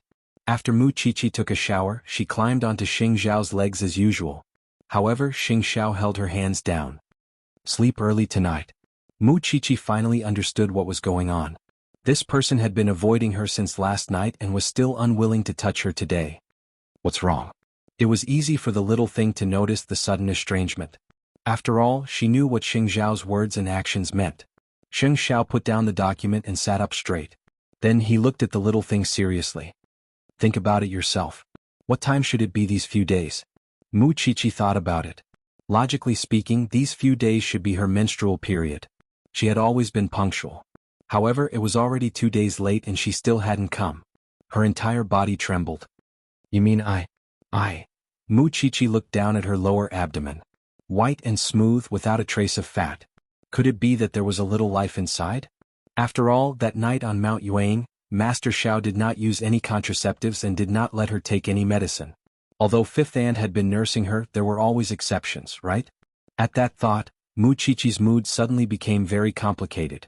Looking into Xing Xiao's eyes, she said seriously, Why don't we go by a pregnancy test? Xing Xiao pursed his lips tightly. He never thought that he would make such a mistake again.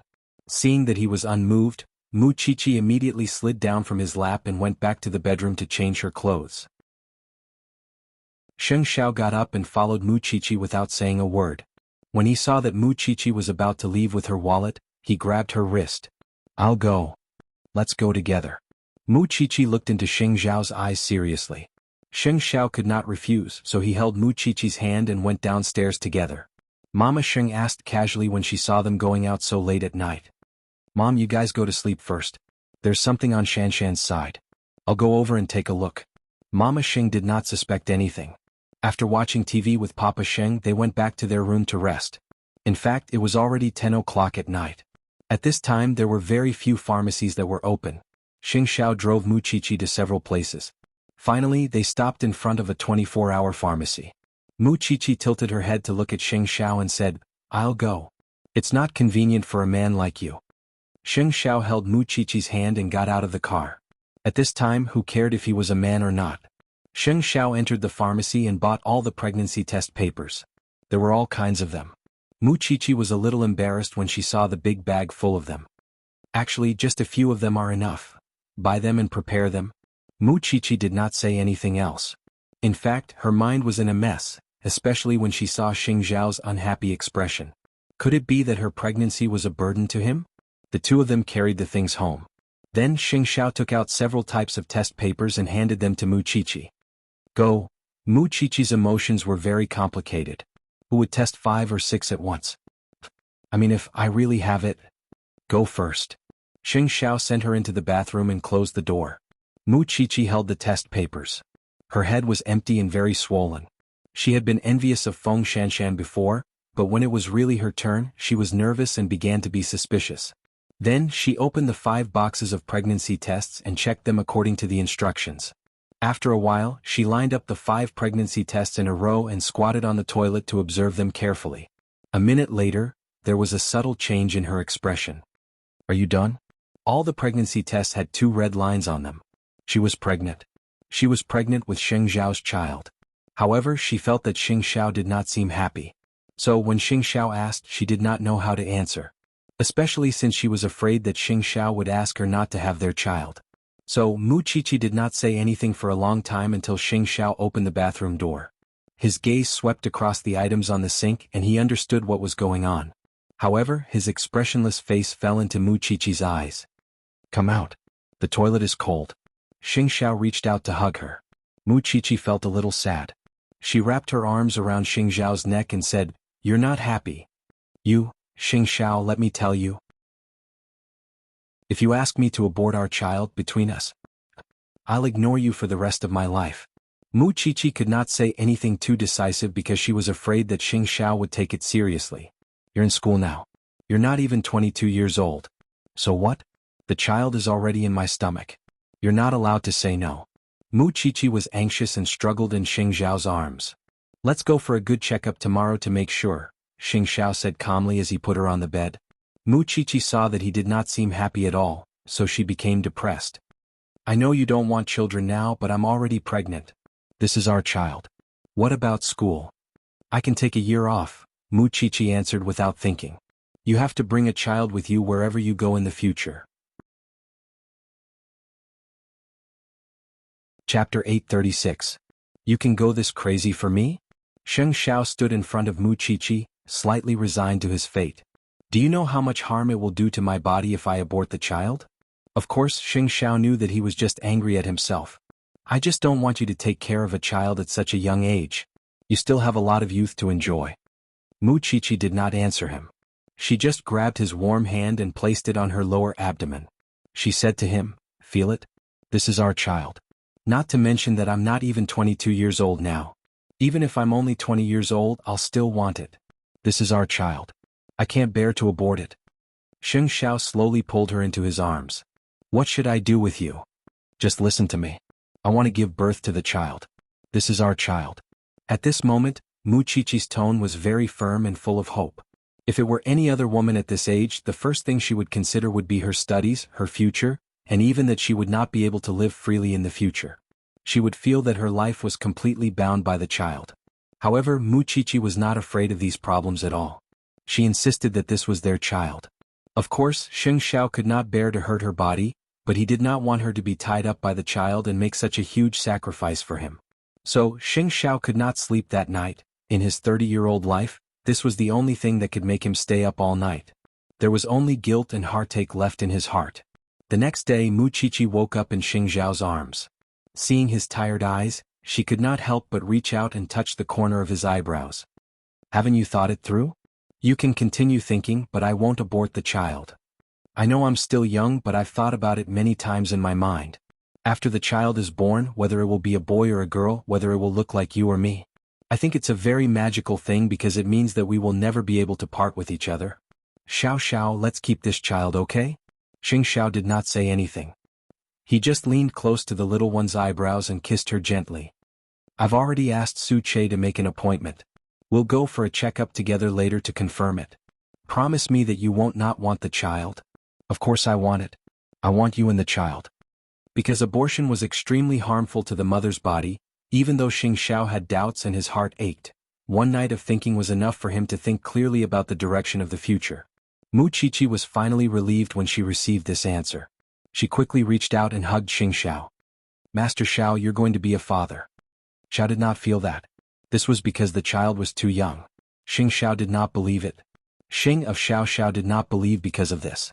Xiao, carry me up. Mu Qiqi leaned into his arms and whined. Xiao of Xiao, Mu Qiqi of Xiao of the Xiao of Qiqi. Mu of Mu Qiqi smiled when she felt that she was surrounded by a tall figure. She felt very warm. We'll wash up like this from now on. It's very safe. Xing Xiao rinsed his mouth with his right hand while his left hand wrapped around Mu Qiqi's neck. When they were done washing up, Xing Xiao turned Mu Qiqi around and instructed her carefully, since you're pregnant, you can't be like before. You have to walk carefully and be careful when you use knives.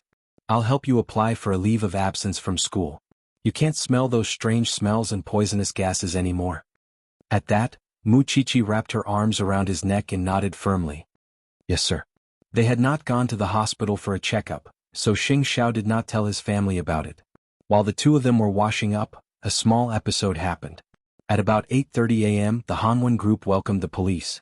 Papa Feng could not help but tremble. When Fengwen saw this, she did not dare to make a sound. How could she have known that the lousy police officer that her whole family despised would actually be related to someone from the tax bureau? I'm sorry, Chairman Feng.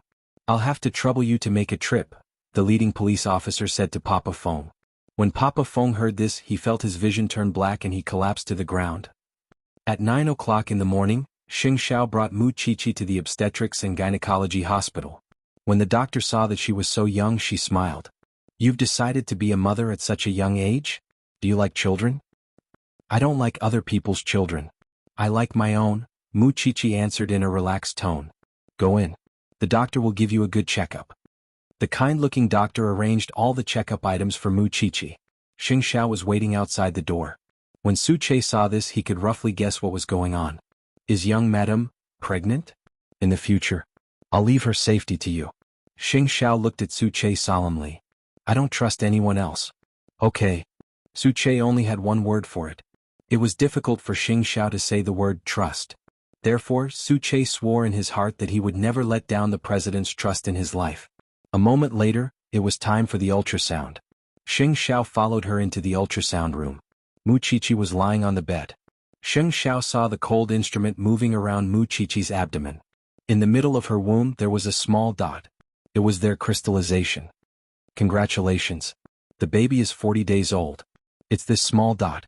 It will quickly grow in your stomach.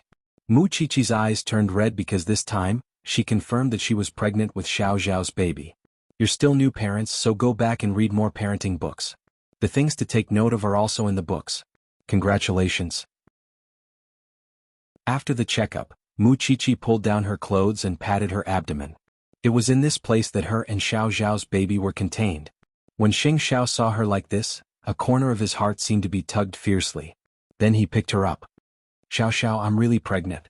Really? Silly thing. This is the first photo of the baby. Mu Qiqi held it in her hand and couldn't close the corners of her mouth. I really want to tell the world. You can't tell anyone except your family, Xing Xiao reminded her. In the future you have to go to dangerous places less. And don't get close to dangerous people. I'm a father now. My mouth is also full of nonsense. Mu Qiqi was in Xing Xiao's arms excitedly. Xiao Xiao, are you happy that I'm pregnant? Is that so? Yes. Xing Xiao answered coolly. At this time, men hid their feelings deep in their hearts. It was impossible for them to say it out loud. Are you really happy? Xing Xiao did not answer this time. He just hugged Mu Qiqi even tighter. Mu Qiqi smiled, satisfied. This damn man only knew how to act cool. I'll go to your school in the afternoon. You can rest at home. Okay. Mu Qiqi answered secretly because she was still a little reluctant. But it was okay. After giving birth to the baby, she could still go back and continue doing what she liked. Chapter 837.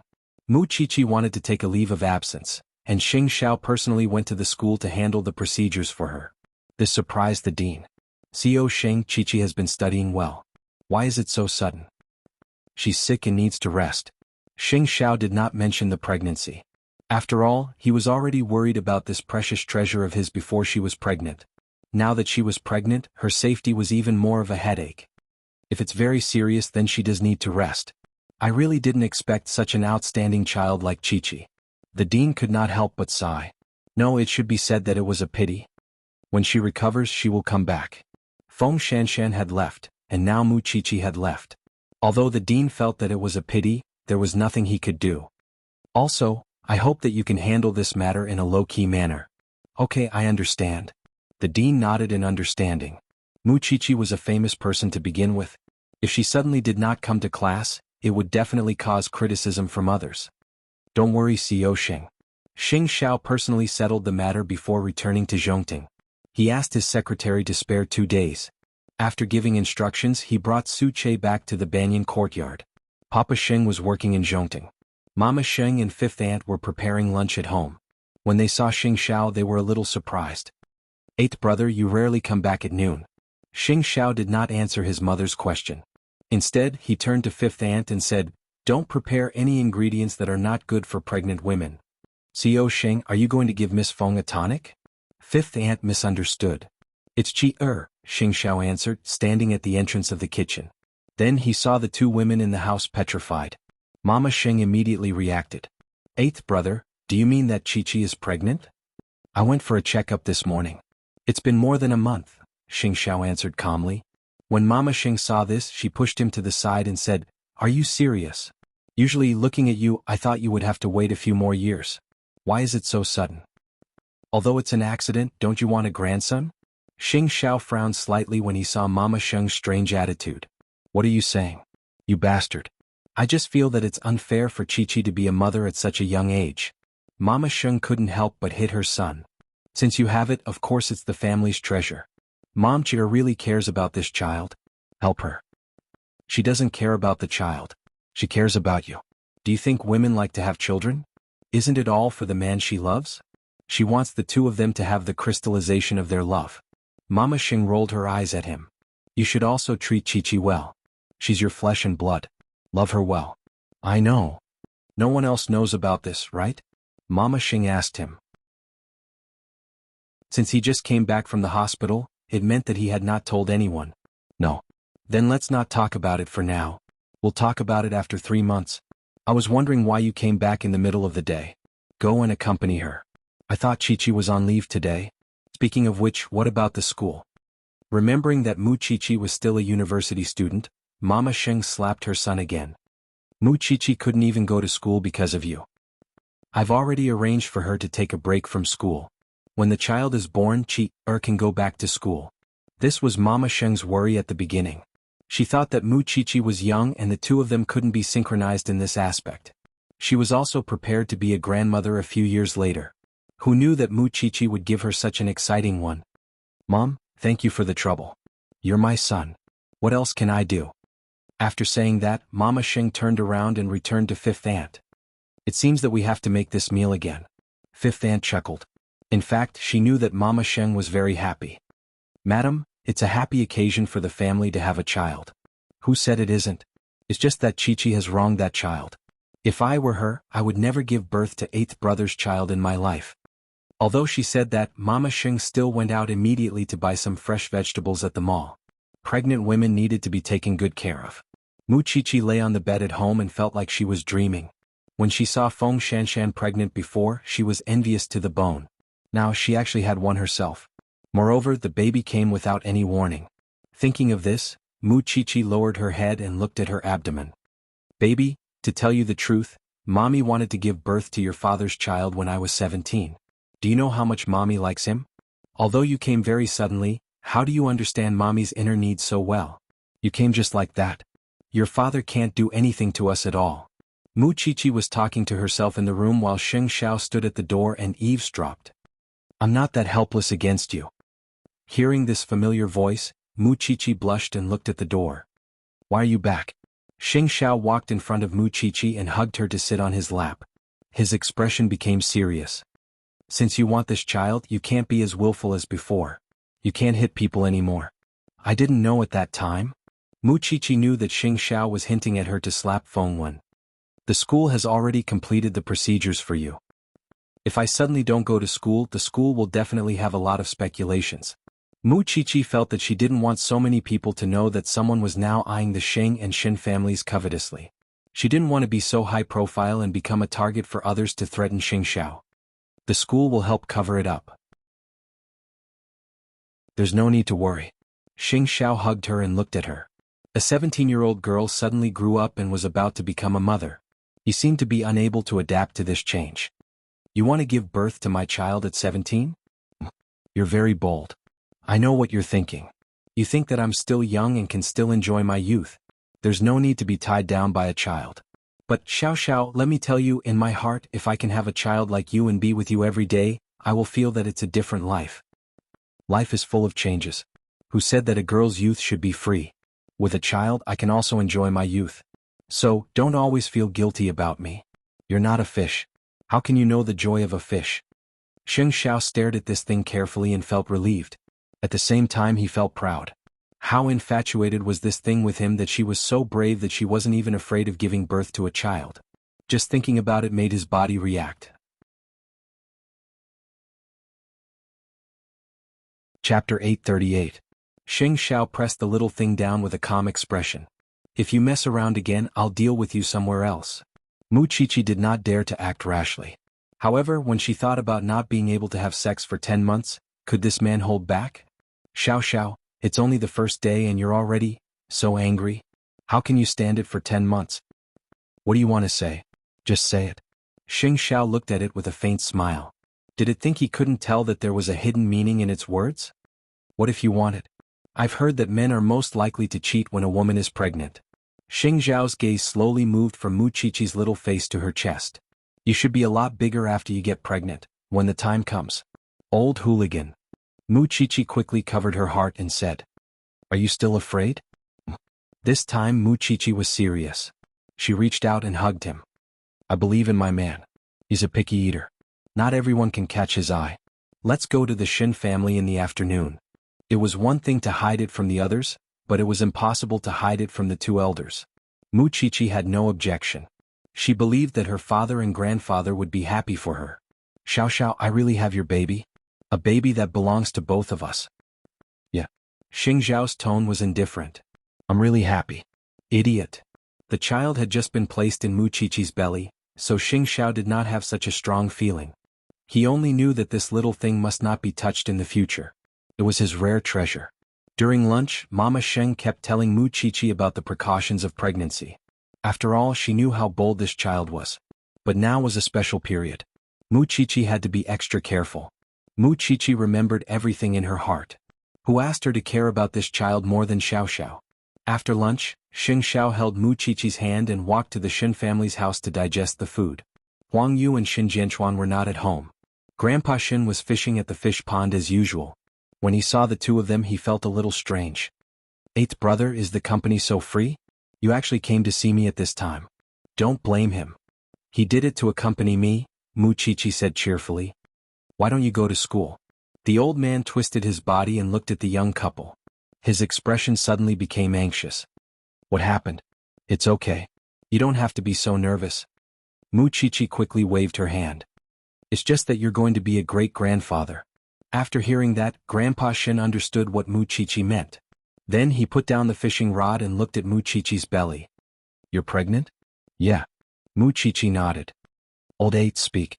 Grandpa Shin seemed to think that Muchichi's words were not trustworthy. This child liked to joke, so he asked Sheng Xiao instead. Xing Xiao did not say anything but nodded to show that it was true. That's a good thing. This is my first great-grandson. Grandpa Shen was delighted. But after a while he frowned and pointed at Xing Xiao. Eighth brother, come with me to the study. Mu Qiqi was stunned for a moment. Why did this person suddenly turn hostile?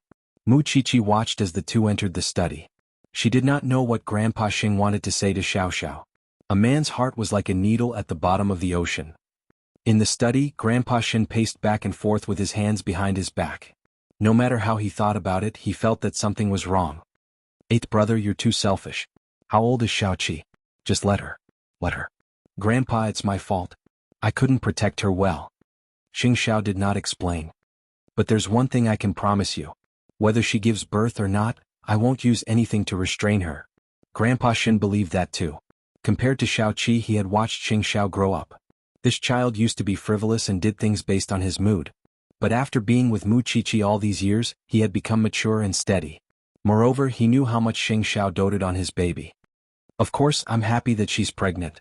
I just need to emphasize one thing, and that's safety. You know that there are people eyeing our two families now. I don't want Xiao Qi to take this disaster at this juncture. I don't plan to announce it to the public until Qi'er gives birth to the baby. During this period, let Qi'er claim that she's sick, Xing Xiao replied. Yes, this is the safest way at the moment. Not letting others know would reduce the attention of others. You young people should arrange these things yourselves. But don't forget what you promised me. You can't let Qi'er suffer any grievances. I know. The two of them did not stay in the study for long. But it was enough for Mu Qiqi to stretch her head. After a while, the two of them came out of the study. Mu Qiqi quickly went up to him. Grandpa, do you blame Xiao Xiao? Don't blame him. It's me who wants to keep this baby. He thinks I'm still young. You? Grandpa Shen nudged her head. You're going to be a mother soon. You can't be like before and do whatever you want. Eighth brother spoils you, but you have to know your limits. I know, Mu Qiqi replied as she touched her head. I know. Tell your father later. Then take good care of yourself and give birth to a healthy baby. Do you understand? Grandpa, don't worry. When that time comes, the whole family would treasure this child. Mu Qiqi could already imagine that she might not be able to hold her own child in the future. Grandpa Shen snorted and returned to his world. Mu Qiqi looked at Xing Xiao and said, I want to wait here for Dad to come back and tell him the news personally. If you have something to do in Zhongting, go and do it. You won't worry about me staying with the Shen family, right? I came out for 2 days just to accompany you. I'm only worth 2 days for you to come out for? Little one, don't be too proud. I'll find a book to record everything you've done. When you give birth, I'll settle everything with you one by one. Xing Xiao hugged her, but there was a sporadic smile at the corner of his mouth. I don't believe you can bear to. The two of them waited in Xin Jianchuan's antique room. Half an hour later they saw Xin Jianchuan coming back. Dad? Xin Jianchuan glanced at the two of them. He was also puzzled. After a moment, his gaze moved down to Mu Qiqi's lower abdomen. This person was more meticulous than the old man. He knew that if it were not for this situation, the two of them would not have waited for him here at this time. You're going to be a mother? Why are you so wise? Mu Qiqi immediately praised. We don't even need to say anything. Chapter 839. It's been more than a month, Mu Qiqi answered proudly. Xin Jianchuan glanced at the two of them. Finally, his gaze landed on Xing Xiao. Come with me. No, don't you all have to capture Xiao Xiao for a talk? Mu Qiqi didn't know whether to laugh or cry. However, Xin Jianchuan didn't want to scold Xing Xiao. Instead, he handed the information he had brought back to Xing Xiao. It's good that you're here. It saves me the trouble of making another trip.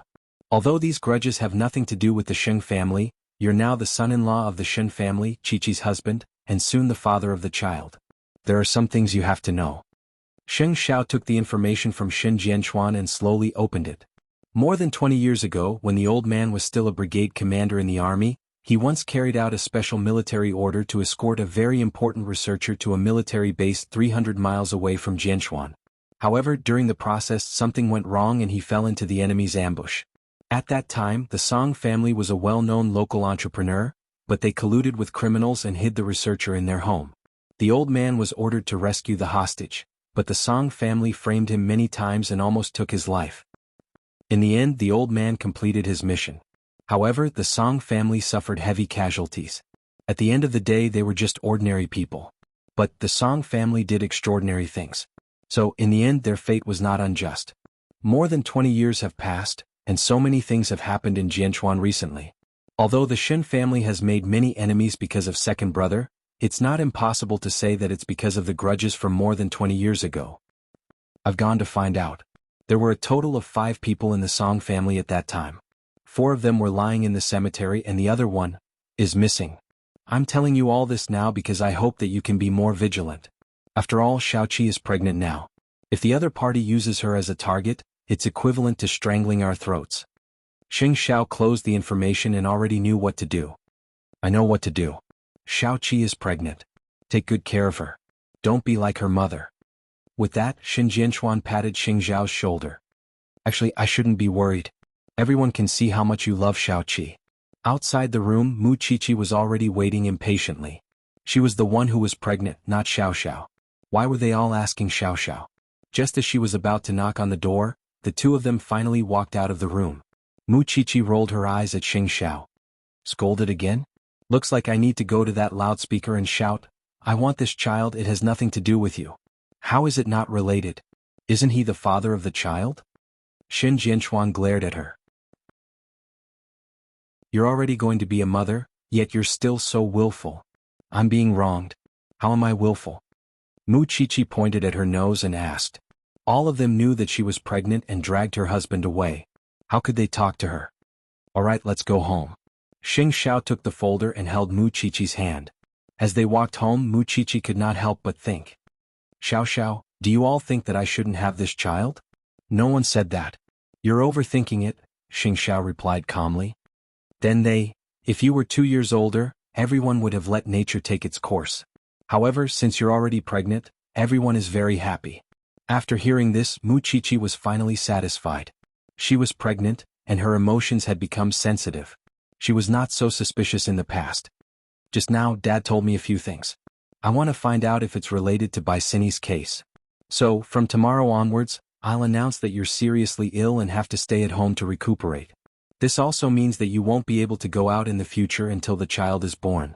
Mu Qiqi stopped in her tracks when she heard this. If Xing Xiao felt that it was serious, then she could not be willful. Then, can we go to Feng Shanshan's house? Try not to. If you want Dad and I to be at ease.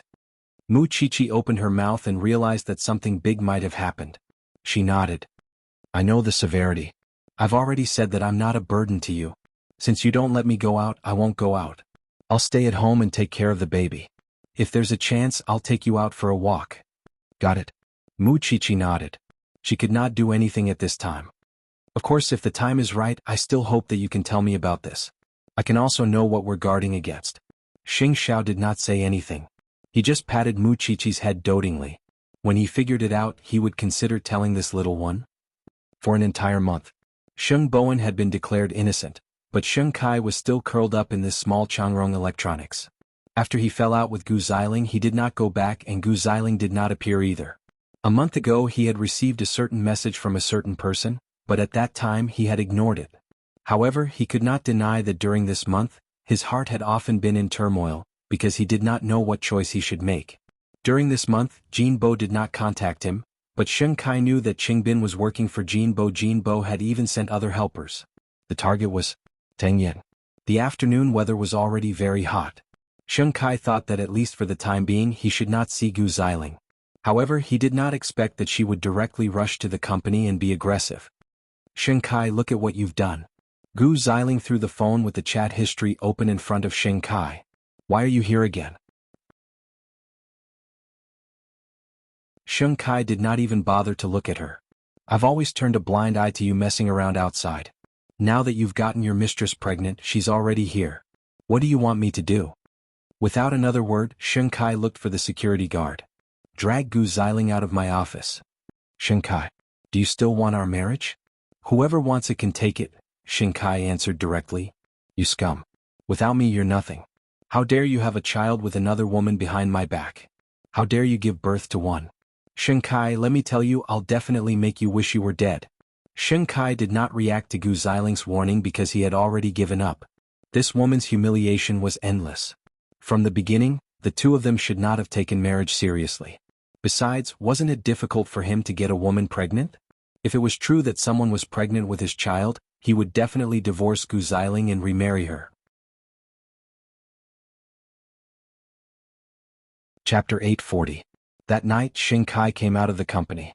As soon as he entered the underground parking lot, he was pressed to the ground by a few men with a sack over his head and beaten up. The other party was obviously ruthless. It was not until Xing Kai could not move that the few of them were afraid that he would die and hurriedly ran away. Xing Kai lay on the ground. At that moment, he felt that his body was in so much pain that it was about to split open. He did not need to think too much to know who had sent them. Other than Gu Xiling, who had gone crazy during the day, there was no one else. Thinking of this, Xing Kai clenched his fists. Now that he had been betrayed by his family, he had been pushed into a pit of fire by Gu Xiling's grandfather. His life was worse than death. He did not dare to run away from Jinbo because he did not want to end up like Xing Kai. However, what could he do while curled up in such a small space? What could he do? In his mind, he suddenly thought of the text message from a month ago. Xing Kai lay on the ground and took out his phone from his leather bag. He flipped to the text message with bloodstains on it.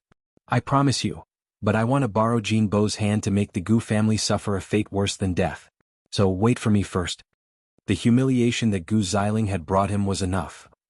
Late at night, Mu Qiqi came out of the bathroom and saw Xing Xiao texting someone, so she leaned her little head over.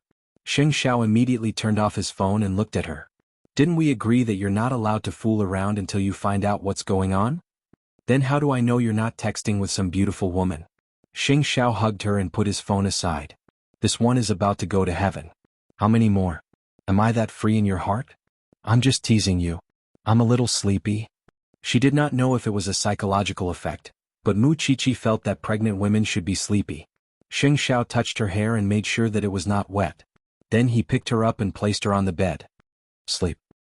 Sing me a song? This thing's ability to torture people was increasing day by day. You can ask me to tell you a story, but you can't ask me to sing for you. Men all had a bottom line. Mu Qiqi smiled and admitted defeat. Then tell me a story. Once upon a time, there was a high-spirited brigade commander. One day he suddenly received a special military order to escort an important researcher to a research base 300 miles away from the army. Mu Qiqi frowned as she listened. When other people told stories, it was either a sleeper or a Cinderella. In his mouth, it became a brigade commander carrying out a special mission. But how could she know that it was all the truth about her grandfather? Forget it, Master Xiao. I can't take it anymore. I'm going to sleep. Xing Zhao's thin lips curled into a smile. Then he helped Mu Qiqi put down the pillow and turned off the wall lamp. Only then did he leave the bedroom and go to the study. Mu Qiqi's head was spinning. Unexpectedly, the psychological effect was quite effective. She quickly fell asleep and slept very soundly. In the study, Xing Xiao made a call for help. Soon, the people from the hospital found the place where Xing Kai had fainted and sent him to the hospital. That's right. It was Xing Xiao who sent the message a month ago. The only ones who can give you dignity and protect your life are your family and me. If you come back, I'll let bygones be bygones and give you a path with dignity. There are no conditions. Xing Kai had thought about this message for a month. Although he did not want to admit it, deep in his heart, he believed Xing Zhao's words because no one kept their promises as much as Xing Xiao did. However, he felt ashamed. Moreover, he had long since thought that he and the Xing family were from the same world. However, Gu Xiling's provocation made him suddenly realize that if this continued, he would die outside sooner or later. No one could stop him.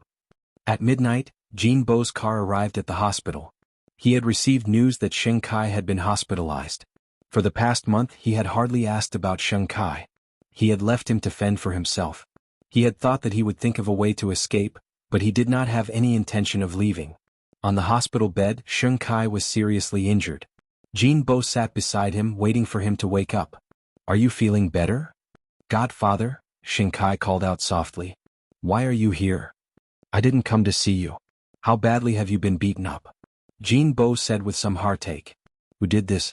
Xing Kai sat up with Jinbo's help. Then he opened Xing Zhao's message and showed it to Jinbo. Godfather, Xing Xiao came to win me over.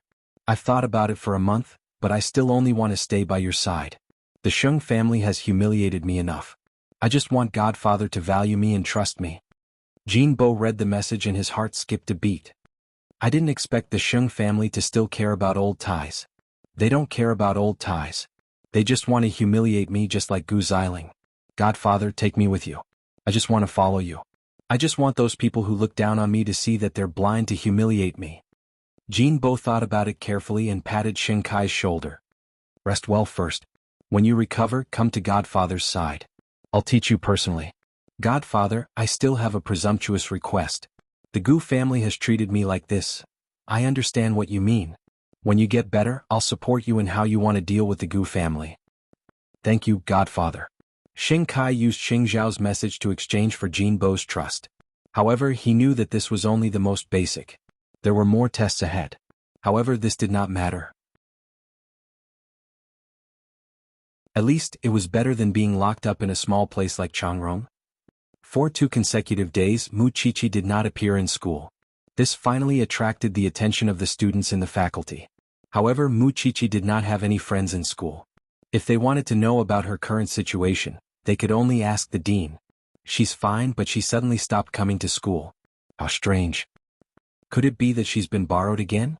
I don't think so. She really treats the school as her home.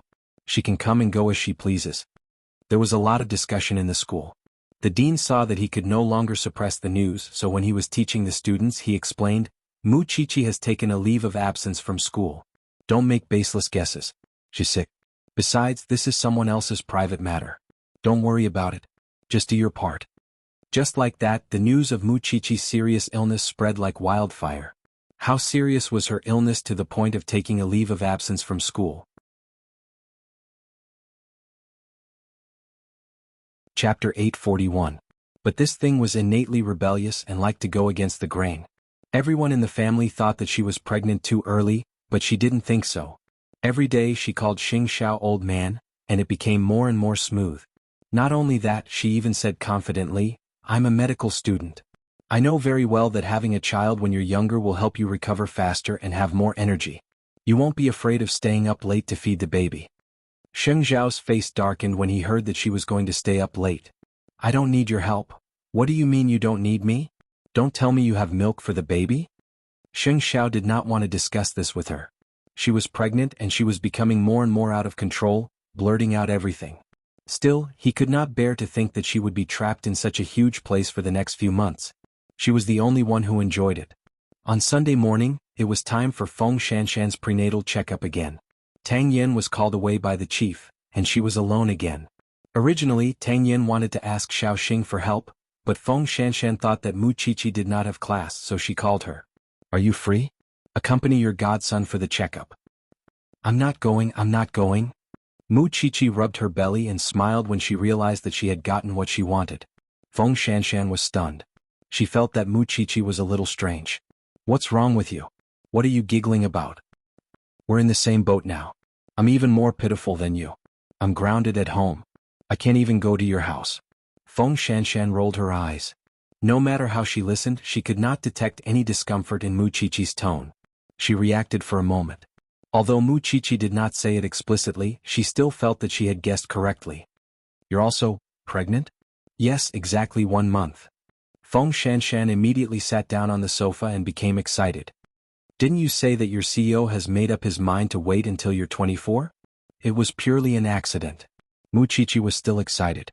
It had been a few days, but she was still immersed in joy. All right then. Your situation is different from mine. I'll go for a prenatal checkup first. We'll talk when I come back. Since Mu Qiqi could not go down, she could only wait for Feng Shanshan to go up herself. Go. Get someone to accompany you. Don't go alone. Now that she was pregnant, she realized how important safety was. At first, the whole family thought that Mu Qiqi would be bored. But did she look bored at all? Over the next few months, she had planned everything out clearly. She had ordered a lot of tools for learning how to draw, tools for making clothes for the baby, and some handicrafts. When the time came, she would be busier than anyone else. After Feng Shanshan learned that Mu Qiqi was pregnant, she was happy for a long time. She thought to herself, this is what sisters are. They even got pregnant at the same time. However, with Mu Qiqi's situation, Xing Xiao deliberately raised her like a national treasure. Then Feng Shanshan called Tang Yen.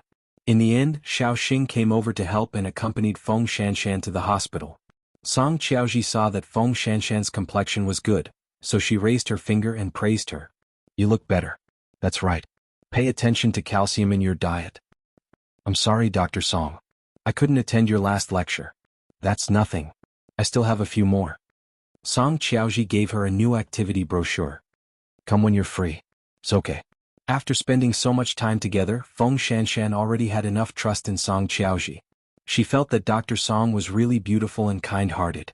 Therefore, the next time Song Qiaoji gives a lecture, she plans to bring Tang Yan along to listen to it seriously.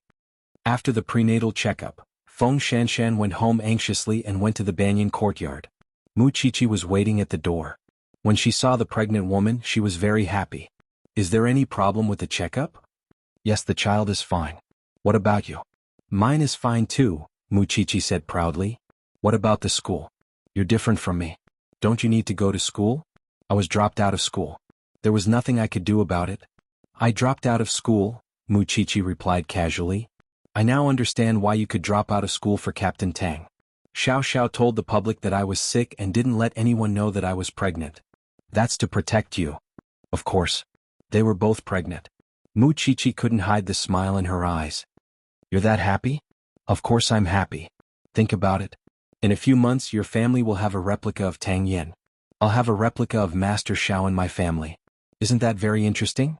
Usually I can't bully Master Xiao, but it's okay. I can bully his son in the future. Feng Shanshan's heart was different from Mu Qiqi's because Tang Yan was often not at home.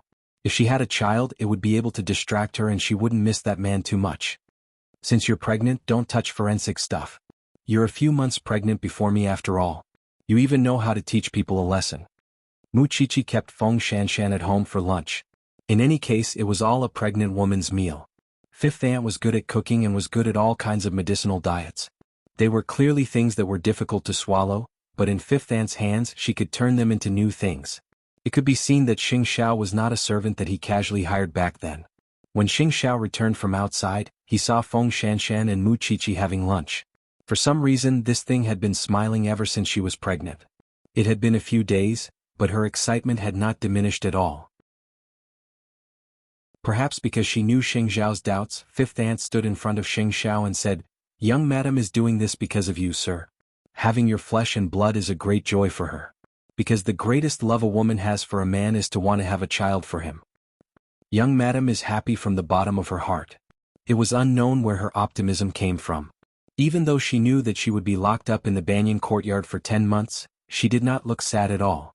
How much love did she have? Your CO is back.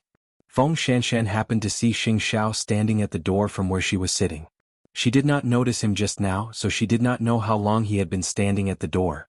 When Mu Qiqi saw this, her smile became even more natural. Have you eaten? In the past 2 days, Xing Xiao had indeed cleared up all his time to accompany her. In the morning, he had only gone to Zhongting to sign an important contract. After signing it, he rushed back eagerly. In fact, the secretary had already heard the news of Mu Qiqi's illness. From the time Xing Xiao had been at home for the past 2 days, she had deduced that Mu Qiqi's illness was probably true. CO Miss Qiqi, are you all right? Xing Xiao had long known that the secretary was a fan of the little thing, so he replied, I need to rest for a few months. Then please ask her to take care of herself. The secretary was quite worried. Only Zhongting's secretary would be so strange. Chapter 842. Seeing that Xing Xiao seemed to have something to say, Feng Shanshan was very tactful. I'm almost done eating. It's time for me to go back. I won't see Tang Yan when he comes home. Let fifth aunt send you down. Mu Qiqi stood up. No need. I'm not so bad that I can't even walk. With that, Feng Shanshan left the table and walked towards the door. When fifth aunt saw her, she quickly followed to send her off. The living room instantly quieted down. Xing Xiao walked to Mu Qiqi's side and rubbed the little thing's head. Don't smile at everyone. It looks silly. I'm happy. She was so happy. Xing Xiao did not say anything. He thought that he was never a person who liked to be sad, but after being with this thing for a few years, his emotions seemed to have long been controlled by her. Let's go back to the Xing family for dinner tonight, Can't you just tell the old man? I don't want to cause too much trouble. The others are too talkative, Mu Qiqi could not help but say. She did not trust the rest of the Xing family, especially sixth brother. I have to find a time to inform my aunt. These are all my dearest people. I want to share this good news with my dearest people. I'll arrange it. This little thing's excitement would probably last for a long time. Forget it, how could he not be happy? This little thing was pregnant with his child and had his blood in her stomach. How could he not be happy? He had never thought that there would be such a day when a family of 3 was like the most beautiful picture in the world. Because the little thing that was about to be born in a few months was half his blood, and the other half was from the woman he loved the most. This was amazing, wasn't it? It turned out that love would really bear fruit in the end. More importantly, according to Fifth Aunt, the highest price a woman could pay to a man was to be willing to give birth to a child for him. How much did Cheer love him to the point of no regrets that she would be so happy for a child? He was going to be a father. In 30 years he had never had such a strange and proud feeling. In the future, there would be an even smaller thing that would rely on him to survive. What are you thinking about? You're so engrossed. Muchichi poked the man's chest as she drank the soup. Why don't we stay at my aunt's place for the night? Can I? I said I won't let you out. Are you not going to move? Xing Zhao's eyes lit up when he saw it. He couldn't help feeling sorry for her. This concerns the safety of you, Daddy, me and the baby. Why should I do it? I'll be very obedient. He was too silly. Xing Zhao did not say anything else. He ate lunch with Muchichi and then took a nap with her. In the afternoon he had a video conference in the study. In the evening he brought Muchichi out. Grandpa Xing did not know that the two of them would suddenly come over for dinner, so he only prepared a lot of Muchichi's favorite dishes. The Xing family's small kitchen had always been excellent. Muchichi thought about it and liked the Xing family's dinner very much. Eighth brother, you came back so suddenly. Nothing to say? Old Xing thought that something was up with Huang Yao. Otherwise, that thing would never go to a temple without a reason. No, I just want to eat, Xing Xiao answered lazily as he put one hand on Muchichi's chair. Old Xing snorted and pointed at him. After you're done eating, come to the study and play chess with me. Don't cry if you lose. It had been many years since the grandfather and grandson had such a harmonious time playing chess. The other members of the Xing family did not see anything unusual. After dinner they all went back to their rooms. In the study, old Xing looked at Xing Xiao expectantly. There was a deep meaning in his eyes. Tell me what's the matter. In the end he was his grandson. He had watched him grow up and he knew very well what kind of temper Xing Xiao had. It's nothing. I just came to tell you that you've leveled up. Xing Xiao said proudly to old Xing, holding the little one's hand beside him. What level? Old Xing did not understand for a moment. Muchichi patted her belly when she saw that. Old Xing immediately understood when he saw that. You're pregnant just like that? What do you mean just like that? Muchichi was dissatisfied with the old man's choice of words. I never thought that I would be able to see the birth of eighth brother's child in my lifetime. The old man became happy. With your temper in the past, I thought that you would never have children in this life. It's a secret. There's no need for the other Xing family to know about it, lest it causes unnecessary trouble. Old Xing knew the gravity of it and nodded. You're a man who's going to be a father now. You're more mature and thoughtful than before. I have nothing to worry about. I'm just worried that this girl is too naughty. Old man, you have to speak with your conscience. Muchichi rolled her eyes at him. Now that you have a child and Huang Yao is developing well, my wish has been fulfilled. Even if I leave now, I won't have any regrets. The only thing that makes me sad is... Old Xing smiled bitterly and stopped talking. However, both Muchichi and Xing Xiao knew what his ellipsis meant. Xing Kai had always been a thorn in the old man's side, and there was no way to get rid of it. Eighth brother, take good care of this girl in the future. She's suffered a lot because of me. Whether she gives birth to a boy or a girl, my shares will belong to my great-grandson. No one can have any ideas about it. To be honest, did Muchichi care? Not at all. But it was the old man's intention. Moreover, he had apologized to her on various occasions, so the grudge between the two of them was long gone. Tell me how bad your taste was. Old Xing couldn't help but laugh. Alright, it's getting late. Let's go home and rest. Xing Xiao gave Su Zipei a call before he left the house. After leaving Xing Mansion they went straight to the small mansion. Muchichi was a little nervous at the thought of meeting her aunt.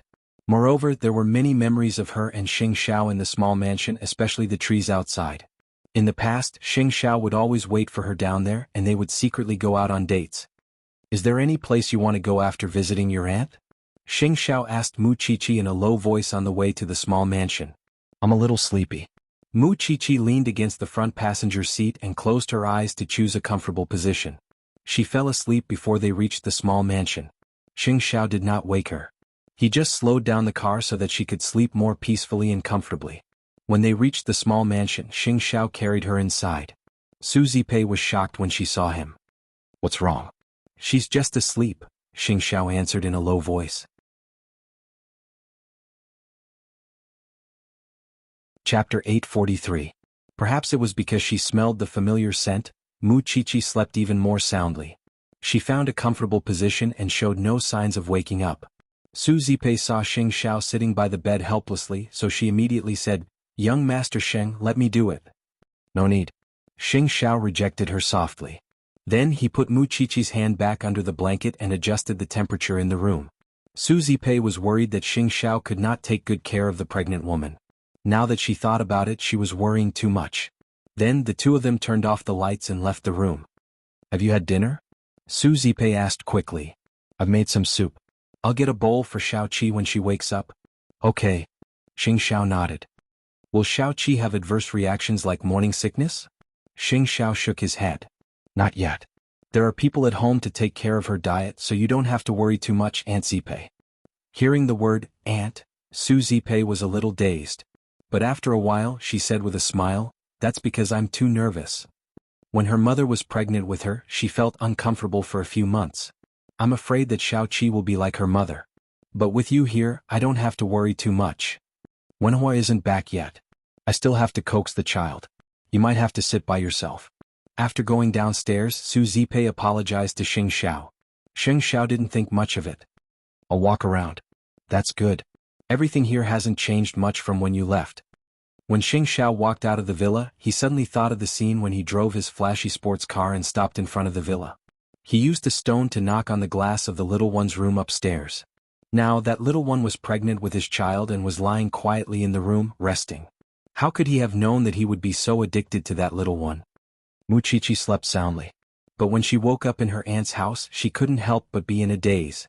When she woke up, she didn't see Xing Xiao. Mu Qiqi quickly got up, but when she saw the familiar furnishings in the room, she suddenly smiled. Here she had spent the most difficult days of her crush. Looking down from the window, Mu Qiqi found Xing Xiao under the tree below. In the past, she had also looked forward to seeing that man downstairs from this place every day. Now that she thought about it, her heart was still moved. A moment later, Su Zipei entered the room with the chicken soup. "You're awake?" "Aunt Zipei." Mu Qiqi quickly went up to her and asked for a hug. "You're going to be a mother soon, but you're still acting like a child. Young Master Sheng has spoiled you." Su Zipei let her hug the baby and handed her the chicken soup. "Drink it." "Did I marry the right person?" Mu Qiqi held the chicken soup in her hands and looked like she was asking for praise. Seeing that, Su Zipei smiled.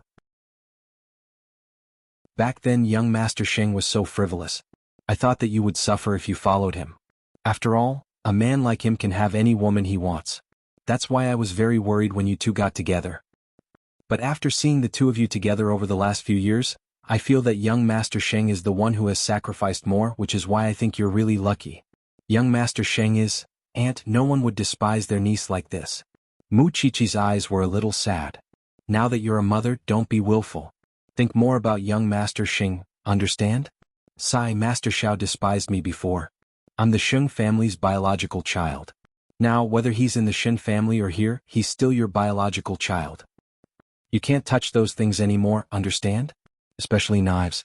Don't worry, I've already quit school." Mu Qiqi raised her hand and promised. "And I don't know how happy I am now. I'll definitely grasp this happiness tightly." The two of them chatted for a while before Xing Xiao returned.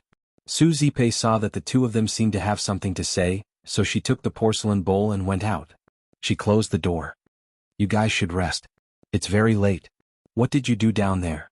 Mu Qiqi looked at Xing Xiao and asked. "I was very disappointed when I woke up and didn't see you." After saying that, Mu Qiqi hugged Xing Xiao. Xing Xiao hugged her and couldn't help but sigh. "You're so clingy. Then do you want me to be clingy? Go take a shower." Xing Xiao carried her horizontally and the two of them entered the bathroom. It was clearly a thunderstorm, but they couldn't do anything. Seeing that Xing Xiao was holding it in so hard, Mu Qiqi couldn't bear it anymore. She said to him, "Don't hold it in, Xiao Xiao. I don't want you to work so hard. I'll help you. Pregnant people were happy, but at the same time they were dangerous. Feng Shanshan absolutely trusted Dr. Song now, so she handed the activity booklet to Tang Yen. Do you have time to accompany me to Dr. Song's lecture? Tang Yen was cleaning up the dishes. When he saw the time of the activity, he nodded. I'll try my best to accompany you. Is there a big case at the station recently? Feng Shanshan saw the hesitation in his expression. If you don't have time, it's okay. I can go by myself. Hearing Feng Shanshan say that, Tang Yen felt guilty. He put down the bowl and chopsticks and held Feng Shanshan's hand. I'll definitely accompany you. There's no need. When we were together, I said that you can be a police officer. I won't hinder you. It's not a hindrance. I also want to accompany you. All right then. Feng Shanshan nodded. Don't be too tired. When the time comes, I won't be the one feeling sorry for you. Tang Yen patted the back of her hand, indicating that he understood. Then he took the bowl and chopsticks and went to the kitchen. Chi-Chi is also pregnant. You know that, right? That's going to be spoiled to the heavens. Are you envious? Feng Shanshan laughed. That was her life. Others had this life, so it was only right for them to be spoiled. It's enough for me to have you. It had been more than a month since Song Qiaoji came to Jianchuan. She had indeed gradually gained Feng Shanshan's trust, but it had almost worn out Qingbin's patience. The two of them had a lot of conflicts on the phone. Miss Song, if you don't take action by the end of this month, I'll do it myself. In any case, he had already figured out Feng Shanshan's prenatal checkup routine and that the person who was always following her was just a little girl. It wasn't too difficult for him to deal with her. Then do it yourself. I don't plan to do it. I think that mother and son are quite pitiful, Song Qiaoji said indifferently. Anyway, you're the one taking revenge, not me. I should have known that women are unreliable. Damn it, I wasted so much of my time. After saying that, Qingbin hung up. Song Qiaoji smiled and let Qingbin do it. Firstly, she could help Feng Shanshan get out of danger. This way she could gain her trust. Secondly, she could also test what kind of strings Tang Yen had set up around Feng Shanshan. Chapter 844. Why didn't he use his brain? How could someone who could make Tang Yen follow him so easily? Song Qiaoji had observed carefully. Although Xiaoxing was very young, she was definitely a martial artist and had good skills. These men always thought that girls, especially little girls, didn't seem to be intimidating. This was pure discrimination. Let him go and mess around. As Song Qiaoji thought about it, she drank red wine alone. After resting in the hospital for a few days, Sheng Kai's injuries had mostly healed. That night, after Sheng Kai showed Xing Zhao's text message to Jin Bo, he gained Jin Bo's trust. Jin Bo also promised him that he would send someone to settle the matter with the Gu family. Gu Xiling had indeed sent someone, but Gu Xiling had only wanted to vent her anger. She had never thought that Xing Kai would really have the guts to take revenge or bear a grudge. She was just angry that Xing Kai had gotten a woman outside pregnant. After nightfall, Jianchuan had already started to get stuffy. After Gu Xiling and Mama Gu had eaten, they sat in the garden to cool off. Who knew that Xing Kai would go home wrapped in gauze? When Gu Xiling saw Xing Kai's injured appearance, she felt a little guilty. However, it was only for a moment before she regained her original proud look. Who beat you up? Don't you know who beat me up? Xing Kai asked her in return. Xing Kai, don't forget what you've done outside. You and I haven't divorced yet, and you've already gotten another woman pregnant. Are you trying to make me a joke? Gu Xiling stood up from the chair. She always had that arrogant look on her face. Xing Kai, it's not that I want to criticize you, but I married the woman to you because I wanted her to have a happy ending. I didn't expect her life to be so miserable after marrying you. Mama Gu also came over to help. You really don't act like a man. I don't act like a man. Why don't you think about who gave me that? After Xing Kai said that, he grabbed Gu Xiling's shirt with his left hand and pushed her to the ground. Today I won't say anything else. You got someone to beat me up. It's only fair that I return the favor. Xing Kai, what do you want to do? Mama Sheng had a bad feeling and her face turned pale. I'll let your daughter have a taste of being seriously injured. Having said that, Xing Kai turned to the people outside the villa. Come in. The third brother was a man dressed in black. He held a wooden stick in his hand and his face was covered. He looked like a professional fighter. Xing Kai, don't do anything rash. This is against the law. Breaking the law? I came here today with Godfather's permission. You will take care of everything for me. Sheng Kai answered Mama Sheng while stepping on Gu Ziling's body. Didn't the Gu family dig this pit for me? Let's jump together now. Do it. It was not difficult for the three men to deal with the two women. Not only that, these men also destroyed the Gu family. Gu Ziling did not know how many times she had been kicked. She only felt as if her lower abdomen was being torn apart. I know you look down on me. Since that's the case, why should I endure it? Gu Ziling, let me tell you, don't point fingers in front of me in the future. Otherwise, don't blame me if I hit you too hard one day. Gu Ziling was trembling all over, but she did not have the guts to resist. She was also afraid of death. Especially when she felt that Sheng Kai was inhumane, as if he had been possessed by a devil. Gu Ziling could only support herself on the ground and sob softly, because she knew what fear was. Sheng Kai had never seen her so pitiful before. He finally smiled. I was too good-tempered to you in the past. From now on, I won't be like that anymore. Gu Ziling resisted the urge to call the police. She could only watch Sheng Kai walk away before taking out the phone with the broken screen. However, Mama Gu stopped her. Are you crazy? You're calling the police? Mom, I'm calling the police now. Didn't you hear what he said? This is all allowed by your godfather. Do you want your grandfather to come back and beat you to death? Gu Ziling touched the blood on the bridge of her nose and smiled helplessly. I just married a beast. You're also at fault. Why do you always humiliate him? How can you stop a man when he goes crazy? I'm not wrong. He's incompetent. He's incompetent. But Gu Ziling did not dare to say these words in front of Sheng Kai. In the future, be careful when dealing with him.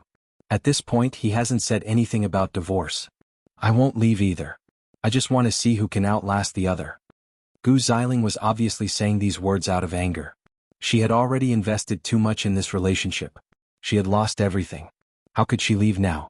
Impossible. If she had to die, she would die together. Gu Ziling was sent to the hospital, and Grandpa Gu called Jin Bo. Wasn't Sheng Kai being too presumptuous? Jin Bo did not think much of it. After all, Sheng Kai was a tiger without teeth in the past. Now that he had been provoked by Gu Ziling, wasn't that a good thing? In the past, Sheng Kai felt that it was boring to use him. He was not decisive in doing things and he did not have the guts. But now it was different. Kai, after you rest for a few more days, go out with Godfather for a meal. Godfather will introduce you to more friends and let you expand your career. Thank you, Godfather, Sheng Kai replied over the phone. We're both father and son. What are you thanking me for? It was great to be able to borrow Jin Bo's hand to make the Gu family obedient, but Sheng Kai did not forget what Jin Bo did. After putting down the phone, Sheng Kai sent another message to an unfamiliar number. Jin Bo, I don't know your real name. He's planning for Deputy Mayor Liang and has adopted many orphans for something. Xinyu is one of them. Now Qingbin wants to make a move on Tang Yen, but he has a helper. I'm not sure who he is. After sending it, he immediately deleted the message. Not long after, two subordinates who claimed to have been sent by Jin Bo followed Sheng Kai. Sheng Kai knew that rather than saying that they were here to help him, it would be better to say that they were here to monitor him. There were some quagmires that you could not fall into, but since you had fallen into them, there was no turning back. Sheng Xiao brought Mu Qiqi to stay in the small villa for 2 days.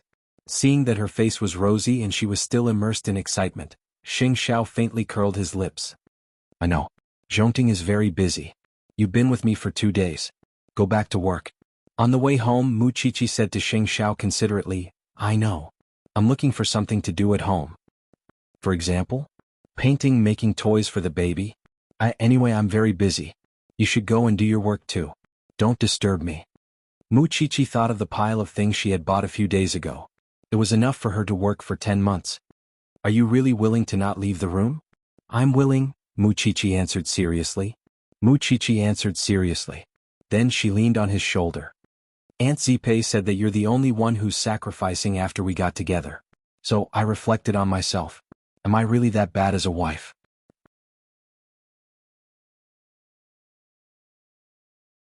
Chapter 845. So, I want to be more considerate. Sheng Xiao hugged her with one arm and said calmly, there's no need.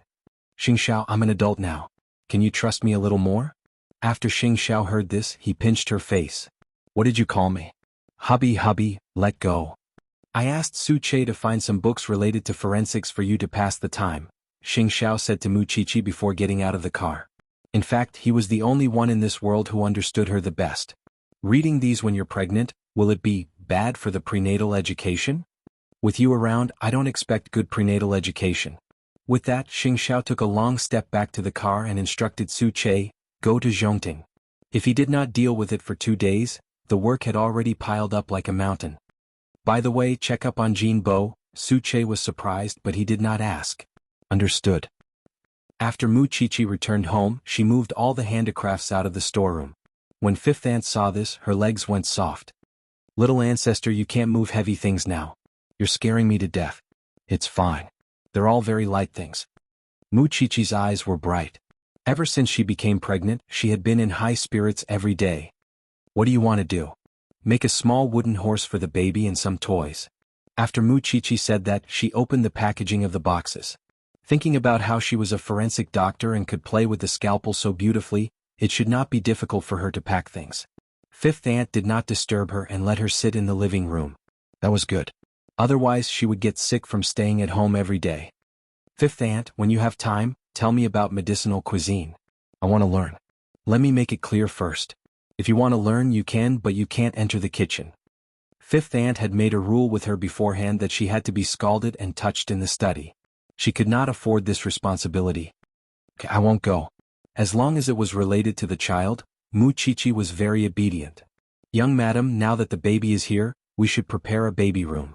However, there's only a bedroom and a study upstairs. Should we put it downstairs? With Fifth Aunt's reminder, Mu Chichi felt that it was time to consider it. If it was placed downstairs, it would definitely be inconvenient for her to feed the baby when it was born. But if it was upstairs, then change the cloakroom for me and Xiao Xiao. Anyway, it's just a matter of having one more small bed. The baby can't leave me before he's 2 years old. She thought the child was 2 years old. We need to prepare that as soon as possible. But it's not convenient for me to go out and buy them. Mu Chichi thought about it and decided to solve it online. But when she thought about it, it was not convenient to have it delivered. Madam, and I can do this for you. Although Mu Chichi wanted to set it up herself, she gave up when she thought about safety. After the baby's room was settled, Mu Chichi continued to make her handicrafts. However, in the middle of the afternoon she received a call from Lu Qianqian. Chichi, are you sick? Where did you hear the news? My former classmate. I met him today. He's also in Xingting University. He said that you've taken a break from school and are recuperating at home. What happened to you? Lu Qianqian called Mu Chichi when she got the news. Could be seen that she was her best friend. I'm not sick. I'm pregnant. Mu Chichi smiled and said in one breath. Xiao Xiao didn't let the outside world know about this, so he asked me to say that I'm sick. Pregnant? Lu Qianqian almost screamed in front of her subordinates. I'll drive over tonight to see you. Okay. Mu Chichi nodded and agreed. Then you go ahead, CO. We'll talk about it tonight. Okay. After the two of them hung up, Mu Chichi immediately said to Fifth Aunt, there are guests coming tonight.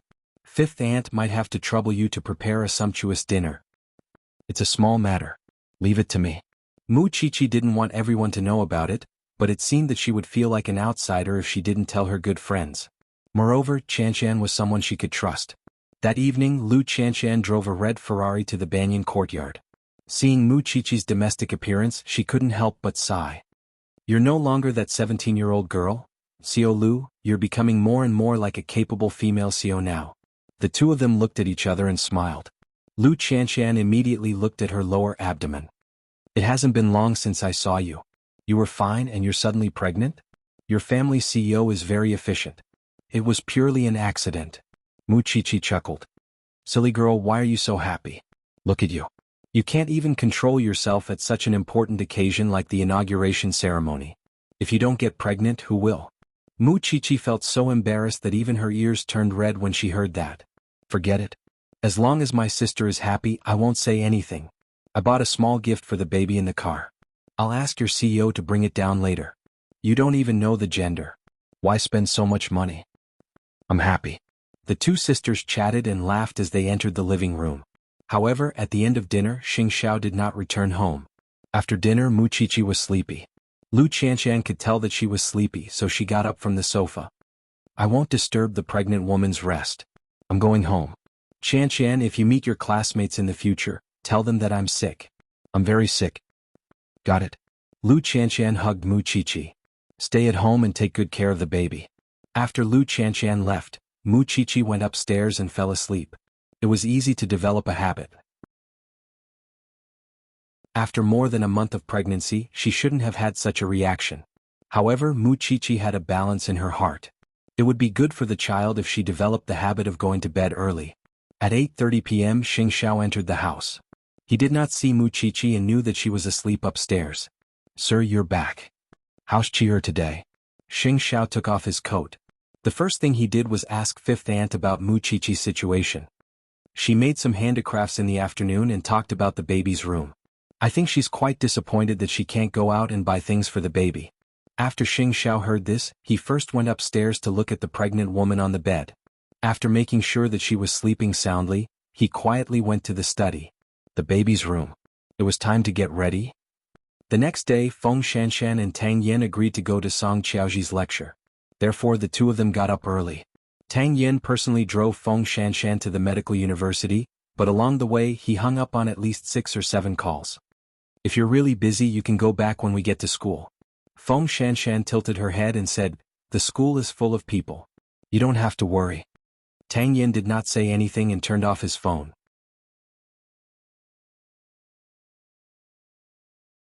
Chapter 846.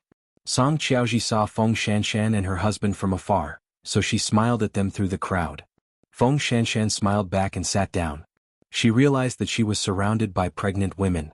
Many of them had come on their own. Thinking that her husband was by her side, Feng Shanshan felt much more at ease. Song Qiaoji was indeed very professional. During the lecture she had also solved many of the confusion of many pregnant women. Especially when it came to the diseases that might occur during pregnancy, Tang Yen listened very seriously. From time to time he would use his phone to record down key information. Feng Shanshan's heart warmed when she saw this. The 1-hour lecture soon ended. Feng Shanshan and Tang Yen got up and left. "I told you it's very safe. You can go back to the station." "I'll send you home first," Tang Yen said consciously. This so-called safety was based on him being here. If Feng Shanshan was alone, Tang Yen would not be at ease. "In the future when you go to Dr. Song's place, don't let Xiao Xing come over. She's a police officer, not my personal bodyguard." "Can you be a little more selfish?" Tang Yen said to Feng Shanshan. "Just like before we got together."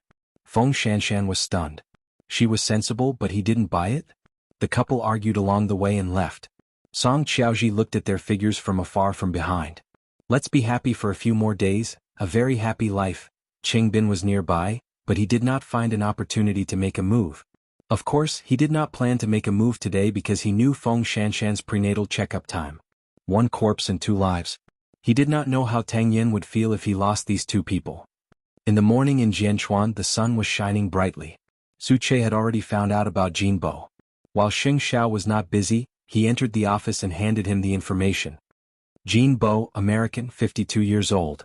According to the information he has 2 sons. He's an entrepreneur who runs an educational organization in the United States. These are all empty shells. Xing Xiao threw them away without looking at them. This isn't his real name. If we want to find out more details we might alarm the other party. Moreover it will take a long time, Su Che replied. Then investigate slowly and carefully, Xing Xiao said calmly. This person is the mastermind behind Baisini's case. Moreover he views the Shen and Xing families as his #1 enemies. I want to know all the news about this person as soon as possible. This news? Where did you get it from? Su Che was a little strange. Xing Kai sent it. Su Che knew that there was someone behind Xing Kai. It turned out to be Jin Bo. Also, do something for me tonight. Understood. Su Che did not ask how Xing Xiao could get the information from Xing Kai. For now, the authenticity of the information was more reliable. Could it be that the 2 brothers had privately reconciled? Also, Su Che, if you have time, investigate another person with the surname Song. If they could prove that Jin Bo was a member of the Song family, then everything would make sense. Su Che was busy with his work, so Xing Xiao called his secretary over the intercom. Bring Chi-er here at 4 in the afternoon. All right. Wasn't he sick? The secretary was puzzled but did not dare to ask the big CO. Bring 2 bodyguards. The secretary received the order and set off at 4 o'clock in the afternoon. When she arrived at the Banyan courtyard, she saw that Mu Qiqi was clearly very energetic. Young madam, the president asked me to pick you up. Did he say anything? Muchichi looked puzzled. He didn't say. He only asked me to bring you safely. Then let me change my clothes. A moment later, Muchichi said goodbye to Mama Sheng and went out. It had been a few days since she came into contact with this world. Muchichi felt a little absent-minded. After entering Zhongting, she stared at Xing Xiao and asked, "Didn't we agree not to go out? I'll take you somewhere tonight." Muchichi raised her eyebrows and saw that Xing Xiao had already asked someone to prepare food and drinks. Go kill some time by yourself. Be good, okay? Before Muchichi could nod, she saw Xing Xiao turn around and go to the conference room. He must have been very busy these past 2 days. Muchichi obediently sat on the sofa and read a book. She thought that she would have to wait until 8:30 p.m. After all, Xing Xiao had been returning home at this time recently. However, it was just past 7 when Xing Xiao returned to his office and said to her, "Let's go." "Where are we going?" Xing Xiao did not say anything. He personally drove Muchichi to that mysterious place. "Get out of the car." Muchichi took a closer look and realized that this was the most high-end mother and baby products store in Jianchuan City. There was no one inside except for the manager in charge. It seemed that CEO Xing had booked the entire place. Muchichi was instantly excited. Yesterday she had just told Fifth Aunt that she did not have the chance to come out and buy things for the baby. "Madam, you can choose anything you want. There are a total of 5 floors here. You can go from the 1st floor to the 5th floor. I don't even know what to buy when you suddenly call me out like this." Muchichi looked at Xing Xiao with some resentment. "If I had known, I would have made a list." Xing Xiao held her hand and took the elevator to the 1st floor. The 1st floor is for the baby's daily necessities, including a crib, a baby pillow, and toys. "I want all of these."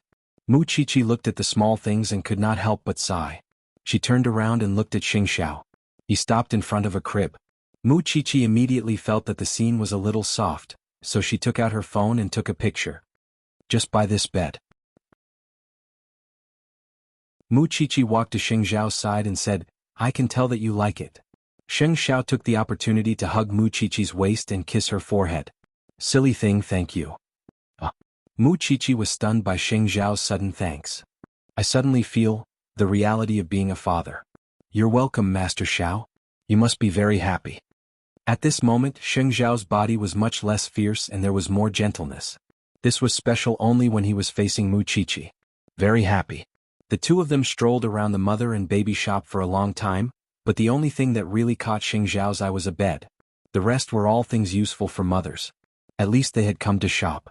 Muchichi was satisfied. "I wanted to buy some things for Feng Shanshan, but I was afraid that she would feel uncomfortable, so I decided to forget it." Both of them were pregnant, but Feng Shanshan had no family, and her whole family revolved around her. It was indeed very uncomfortable. "It's good that you know." This thing was still as sensitive as ever. The two of them returned with a full load and they especially liked the bed. Mama Xing also liked it when she saw it. "Eighth brother is more like a father now. He's better than your father." Papa Xing had always felt guilty towards Xing Xiao. When his wife thought of him like this, he felt embarrassed. "Can we not talk about the past?"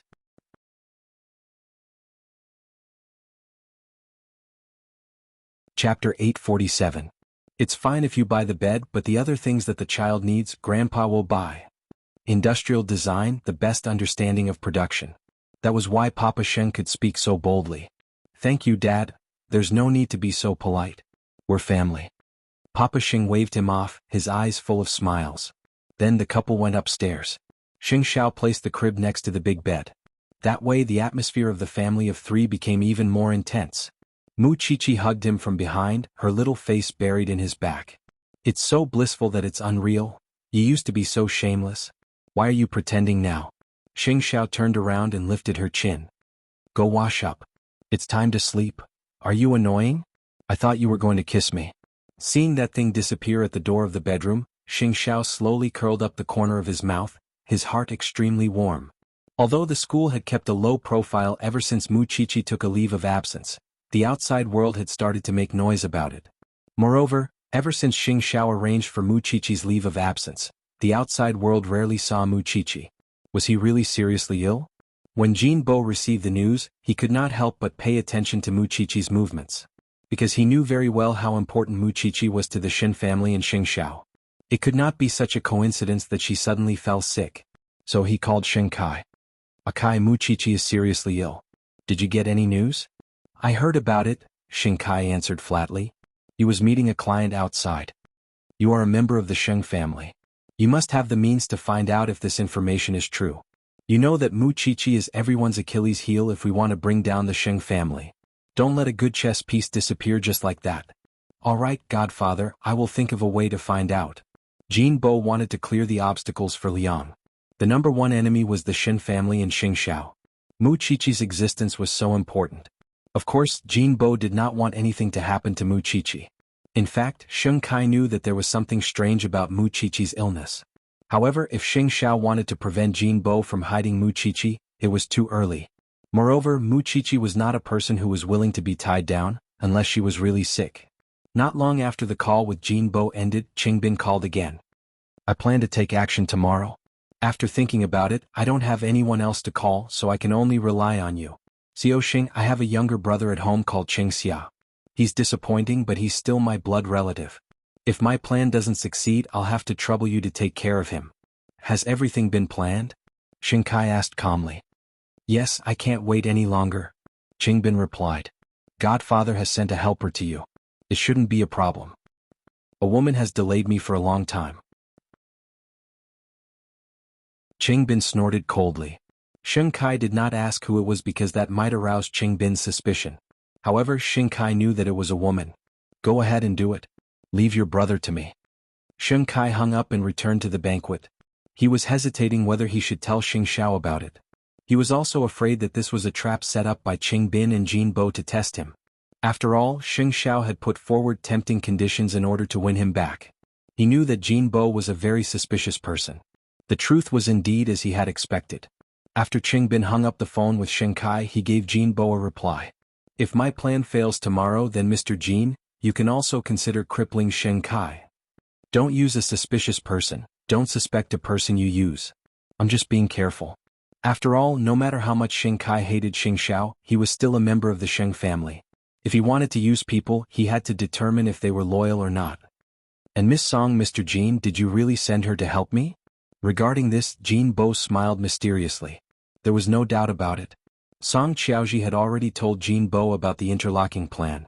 If Qingbin failed, she would act as a hero, save Feng Shanshan and gain her trust. Then, while Feng Shanshan was not investigating, she would make her disappear. Tomorrow I wish you success in your revenge. Thank you, Master Jin. Qingbin hung up the phone and gulped down a few mouthfuls of wine. After so many years of grudges, it was time to end it with Tang Yen. Don't blame him for being despicable. Compared to the time when Tang Yen was a spy, he felt that he was much gentler. The next day it was Feng Shanshan's prenatal checkup. Tang Yen had not been on a business trip for several months. The bureau chief could not take the pressure anymore, so he said to him, after accompanying your wife for the prenatal checkup, there's a big case. The higher-ups specifically asked for your assistance. You might be away from home for a few days. We'll talk about it after I accompany her for the prenatal checkup. The bigger Feng Shanshan's belly was, the more Tang Yen did not want to go back to his previous life. The bureau chief could not do anything to him, so he said, Tang Yen, I understand you. There's no one at home to take care of your wife, but you have to understand your identity. In the past few months I've tried my best to make things convenient for you. You have to repay me occasionally. In the past few months, you know the rate of cases solved in our branch. I can even transfer Xiao Xing to be your assistant. I'll get her to take care of your wife while you're away. What do you think? Wait for me to come back. Chief, there's not much time. Seeing Tang Yen disappear, the bureau chief sighed. There was nothing he could do about him. Tang Yen went to the branch office for a morning meeting and drove home to pick up Feng Shanshan for the prenatal checkup. Feng Shanshan more or less knew about Tang Yan's dilemma. The two of them had talked about this more than once. However, this man was too stubborn.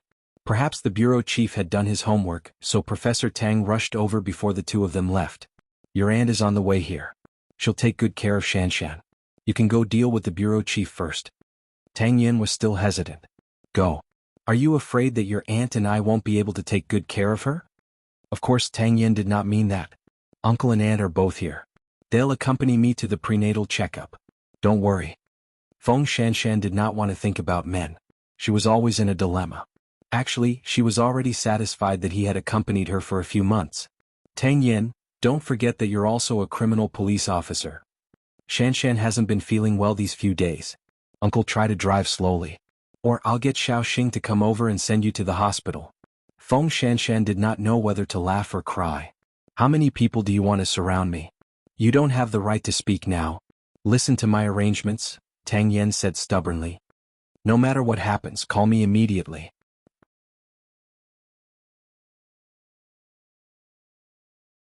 Chapter 848. Feng Shanshan couldn't do anything to Tang Yen, so she could only wait for Xiaoxing to come over and take his place. Feng Shanshan didn't know that Xiaoxing was good at martial arts. She just felt that Tang Yen was always making things difficult for the little girl. Then, Professor Tang, his wife, and Xiaoxing accompanied Feng Shanshan to the hospital. However, because Song Qiaoji had something to do today, another doctor examined Feng Shanshan. Miss Feng, Dr. Song asked for leave this morning, but she told us to take good care of you, so don't worry. Feng Shanshan smiled. She felt a little embarrassed with 3 family members by her side. I've read the report. The baby is very healthy and his indicators are normal. When you go back, just pay attention to rest and maintain a happy mood. At home, listen to more music and do prenatal education.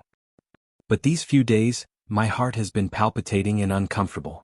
This has something to do with the season. Try to eat a light diet. It's not a big problem. You'll be fine after some recuperation, the other party replied with a smile. Don't worry, the child is fine. Feng Shanshan heaved a sigh of relief when she heard that the baby was fine. Sister-in-law, since you're fine, let's go back. Xiaoxing quickly helped Feng Shanshan up. It's been hard on you. You always waste time accompanying me. Feng Shanshan misunderstood Xiaoxing's meaning. That's not what I meant. I just feel that I have a great responsibility. If I don't send you home as soon as possible, I'll be very nervous, Xiaoxing quickly explained. I think you're very easy to get along with. I don't mean to dislike you. I'm just teasing you. Feng Shanshan smiled. I'm not much older than you. Don't be so serious. Xiaoxing heaved a sigh of relief and patted her chest. Boss's iceberg face scares me. Don't you think it's very charming? Feng Shanshan pretended to be surprised and asked.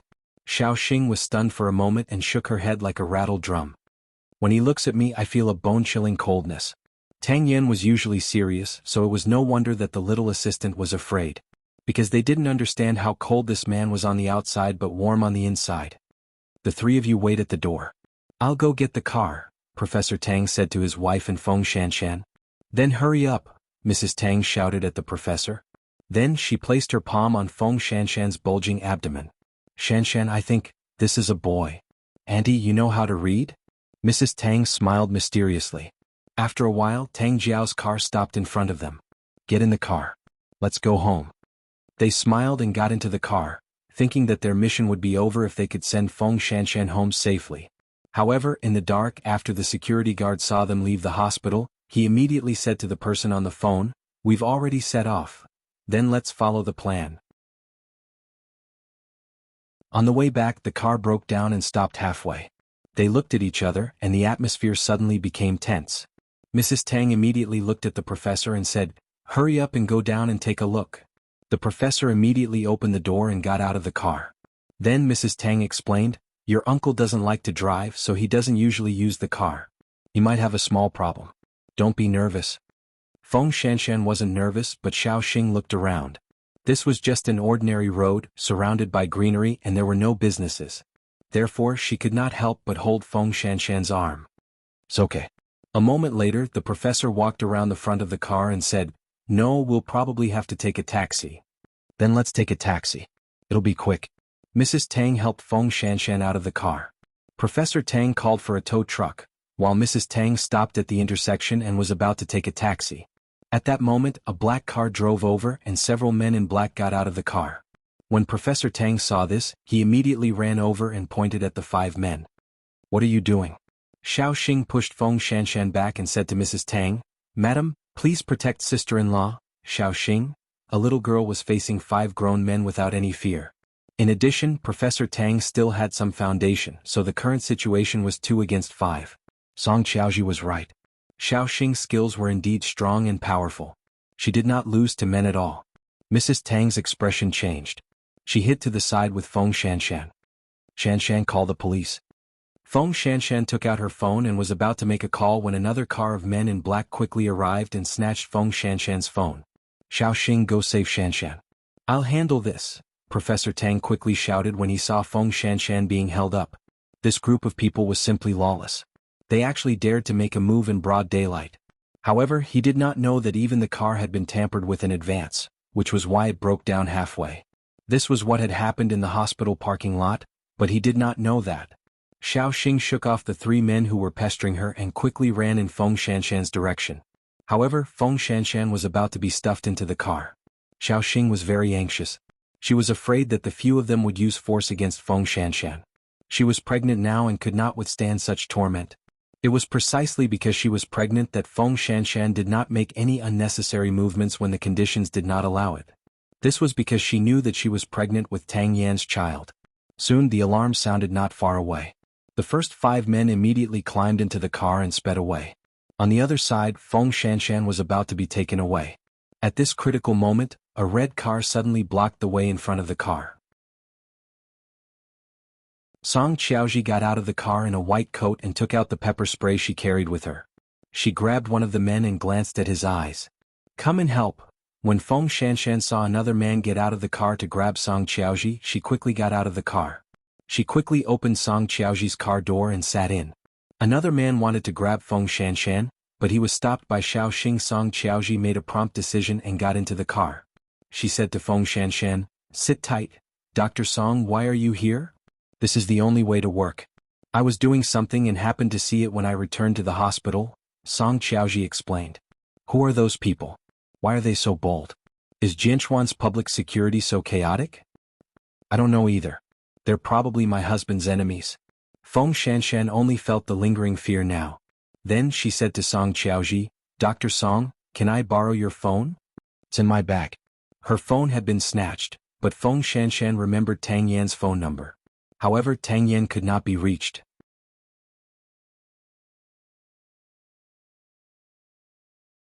Chapter 849. I'll send you to my house first. It's safe this way. When we arrive, I'll think of a way to help you inform them, Song Qiaoji said. "Thank you, Dr. Song." After putting down the phone, Feng Shanshan finally understood what it felt like to tremble. Song Qiaoji looked at Feng Shanshan from the rearview mirror and thought to herself, "What an innocent woman. What a pity." After all, Professor Tang was old and could not withstand such a big torment. When the police arrived, he was already so tired that he sat on the side and panted. Mrs. Tang hurriedly went up to take care of him. As for the men behind them, when they saw the police arrive, they scattered in all directions. In order to catch one of them, Xiao Xing had disappeared. "I wonder how Shanshan is doing. Her phone is broken." Mrs. Tang picked it up from the ground and held it in her hand. "Who are these people?" Professor Tang wiped his sweat and said slowly, "It might be someone trying to take revenge on Tang Yan. Fortunately, the doctor came in time. Then let's hurry to the hospital and contact someone to bring Shanshan back." Mrs. Tang helped the professor up. The two of them showed their identities and got into the police car. "Give Tang Yan a call too. I can't get through," Mrs. Tang said bitterly. "Really, how did we offend so many people? Isn't this what being a police officer is like? When revenge comes, it's impossible to guard against it."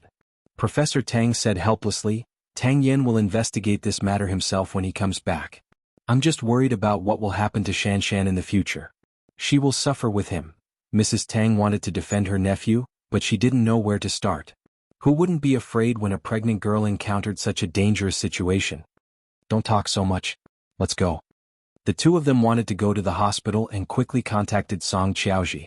On the other side, Song Qiaoji had already brought Feng Shanshan into the house. "Sit anywhere. Don't be nervous. It's safe here." After Song Qiaoji entered the door, she handed Feng Shanshan a pair of slippers. "You stay here for now. I think it's chaotic outside. It's enough for your family to handle." "Dr. Song, can I use your phone again?" Now, she was worried about the safety of Professor Tang and his wife. Also, she wanted to contact Mu Qiqi. At least, the only person she could think of now was Mu Qiqi. "Take it." Song Qiaoji took out her phone and handed it to Feng Shanshan. Feng Shanshan immediately dialed, but found that the number could not be dialed at all. There was no signal. "Dr. Song, can I go to the balcony? There's no signal here." "Okay, I poured you a glass of water. Take your time." Song Qiaoji's smile was warm and not aggressive at all. After getting permission, Feng Shanshan immediately walked to the balcony. Other than Tang Yan's number, she could not remember Mu Qiqi's number completely. She could only try to call it. But at this moment she felt dizzy. By the time she reacted, it was already too late and she fainted on the ground. Song Qiaoji could not bear to see her fall to the ground. Was a pregnant woman of 4 to 5 months going to die in her hands just like that? Then Qingbin called. Miss Song, can you hand him over to me now? I never intended to hand her over to you. I have other uses for Feng Shanshan, so I'll take her with me. I'll send you photos regularly. When the time comes, you can still lure Tang Yan into the trap. Song Qiaoji refused decisively. No, Mr. Jin sent you to assist me. What are you doing now? Qingbin said angrily on the other side of the phone. Don't play tricks on me. I'll do anything for revenge. You already have something on me. I won't give her to you. Besides, I'm only helping my father get rid of Tang Yan. I didn't say that I was going to hand over the pregnant woman. After saying that, Song Qiaoji hung up the phone. Everything was under control. She secretly sent her away. Then she drugged herself and fainted. Everything was flawless. Immediately after, the neighbors found that Song Qiaoji's door was wide open and immediately called the police. When Professor Tang and the other two arrived, Song Qiaoji was also sent to the hospital. The doctor said that she had inhaled a small amount of drugs, and Feng Shanshan had already disappeared. Professor Tang immediately panicked. Song Qiaoji also weakly apologized to the two elders. I'm sorry. I thought that we would be safe if I brought Miss Feng back to my house. I didn't expect someone to follow us. What could Professor Tang say? She had been dragged into this for no reason and was now lying in the hospital injured. Could they blame her? Old Tang Shanshan is missing. The child is missing. Think of a way. Think of a way to contact Tang Yan. Mrs. Tang was anxious. She was perfectly fine. She was handed over to us and now she's gone. If Tang Yan comes back and asks how can we face him? Song Qiaoji closed her eyes as if she was thinking carefully. After a moment she said, before she fainted, Shanshan lent me her phone. I don't know who she called, but it might be someone she trusts. Think about it, other than her husband, who else does she trust? Professor Tang suddenly seemed to have woken up from a dream. Chichi, but Chichi is also sick at home now. How can I disturb her? I'll go back to the station first and tell the chief about this. I can only try to contact Tang Yan. Since the other party is here for Tang Yan, it means that they won't do anything to Shanshan for the time being. You make it sound so easy. Shanshan is pregnant now. She can't withstand any torture. Mrs. Tang was not so optimistic. So, it's all my fault. Professor Tang was so anxious that he stomped his feet. The matter was neither big nor small, and it was even on the news. Then Su Che received the news and immediately went into the office to tell Xing Xiao, Feng Shanshan is missing. Xing Xiao suddenly raised his head and looked at Su Che. When did this happen? I went home from the prenatal checkup in the morning. I was intercepted on the way. Now her whereabouts are unknown. President, should we tell Madam? Xing Xiao shook his head. I know what I'm doing. Go and understand the process carefully. Chir could not know about this. This was because he knew Mu Chichi's personality very well. She only cared about these few people. If she found out that Feng Shanshan was missing, she would not be able to quietly nurture the fetus at home. This was what Xing Kai had said before. Jin Bo had asked Qingbin to make a move. Now he had captured Feng Shanshan to deal with Tang Yan.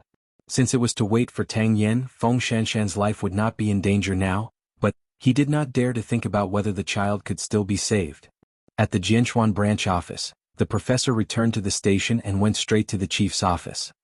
Chief, let Tang Yan come back. Something happened? He's on a mission now. He won't be back until the afternoon. Shanshan is missing. She's been kidnapped. Professor Tang said helplessly. Back then I shouldn't have allowed him to go undercover. Otherwise his family wouldn't have been ruined. If anything happens to Shanshan, will Tang Yan still be able to live? Perhaps it was because he heard the professor's last sentence that the chief suddenly came to a realization. He made a phone call. Bring Tang Yan back immediately.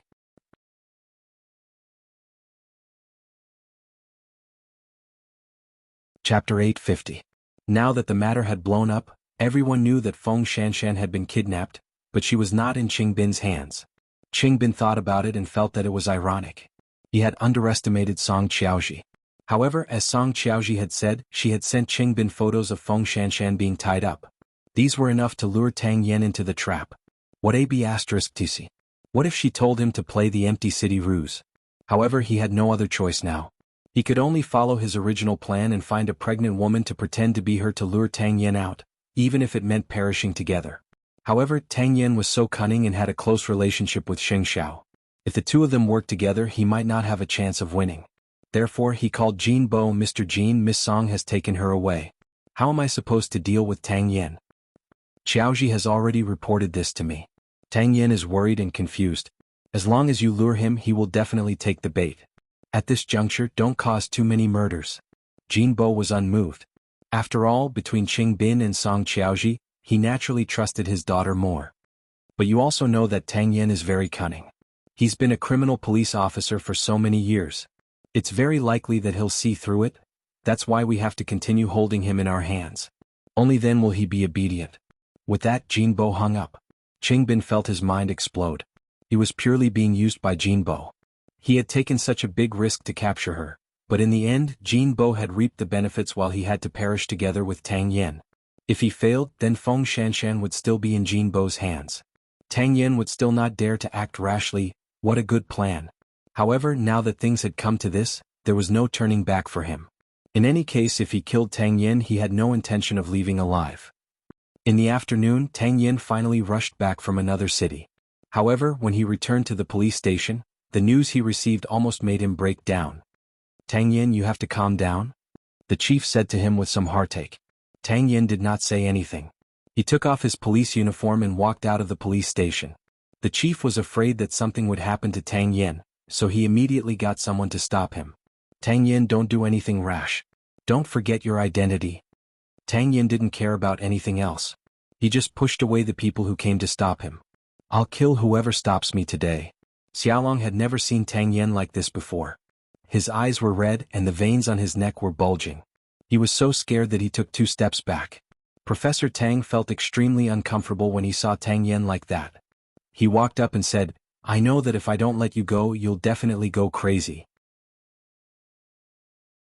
But Tang Yen, I want you to remember that if there's a glimmer of hope for survival, don't choose to die. If Shanshan and the child lose even a strand of hair, I'll make Qing Bin die a horrible death. You're a cop. But who will pity my lover, my child? Tang Yen said sternly, then opened the door of the off-road vehicle. The chief wanted to get someone to tie him up, but Tang Yen took out a gun and pointed it at his head. Chief, don't make me crazy. Don't act rashly. All of you step back, the chief quickly shouted. Seeing this, Tang Yen put away his gun and drove away. He didn't want to be a police officer anymore, and he didn't want to be a captain anymore. Protecting the country and putting the people first were all thrown to the back of his mind. If he couldn't even protect the most important person, then what was the point of living in this world? Chase after him immediately and bring him back. The chief was heartbroken. Then the police team also set off. However, 5 minutes after Tang Yen left, the police station received an anonymous express delivery. When Xiaolong saw that it was Tang Yan's express delivery, he secretly hid in the bathroom and opened it. Then he sent the photo of Feng Shanshan being tied up to Tang Yen and the letter Qing Bin left him. Captain Tang, you don't need to guess to know who I am. It's time for us to settle the score from back then. If you want to save your woman, tonight at 12 o'clock, in the abandoned glass factory on the outskirts of the city. As long as you bring the police here, I guarantee that you'll be able to see your woman's steaming corpse. When Xiaolong sent these over, his hands were actually trembling, because he felt that he was sending Tang Yen to his death. However, that was Captain Tang's lover. That was Captain Tang's life. If he didn't do this, he felt that it would be no different from killing Captain Tang. Tang Yen raced on the road. He really wanted to grab Qing Bin's neck and break it, but he couldn't. After that, Tang Yen returned home because he had to prepare for his appointment that night. At that moment, there was a knock on the door. Tang Yen immediately stood up vigilantly. Who is it? It's me, Su Che. Tang Yen got up and opened the door. When he saw that it was Su Che, he knew that he was Xing Zhao's lobbyist. I'm going to Qing Bin's appointment tonight. President Xing doesn't want to stop you, but he won't let you die for no reason.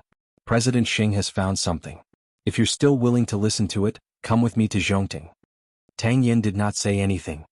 President, I know you're anxious, but there's one thing you need to know. Jin Bo sent a helper to Qing Bin, and in the message that Shen Kai sent to the president, he mentioned such a person. She's a woman. At this moment, Tang Yan's expression finally showed a subtle change.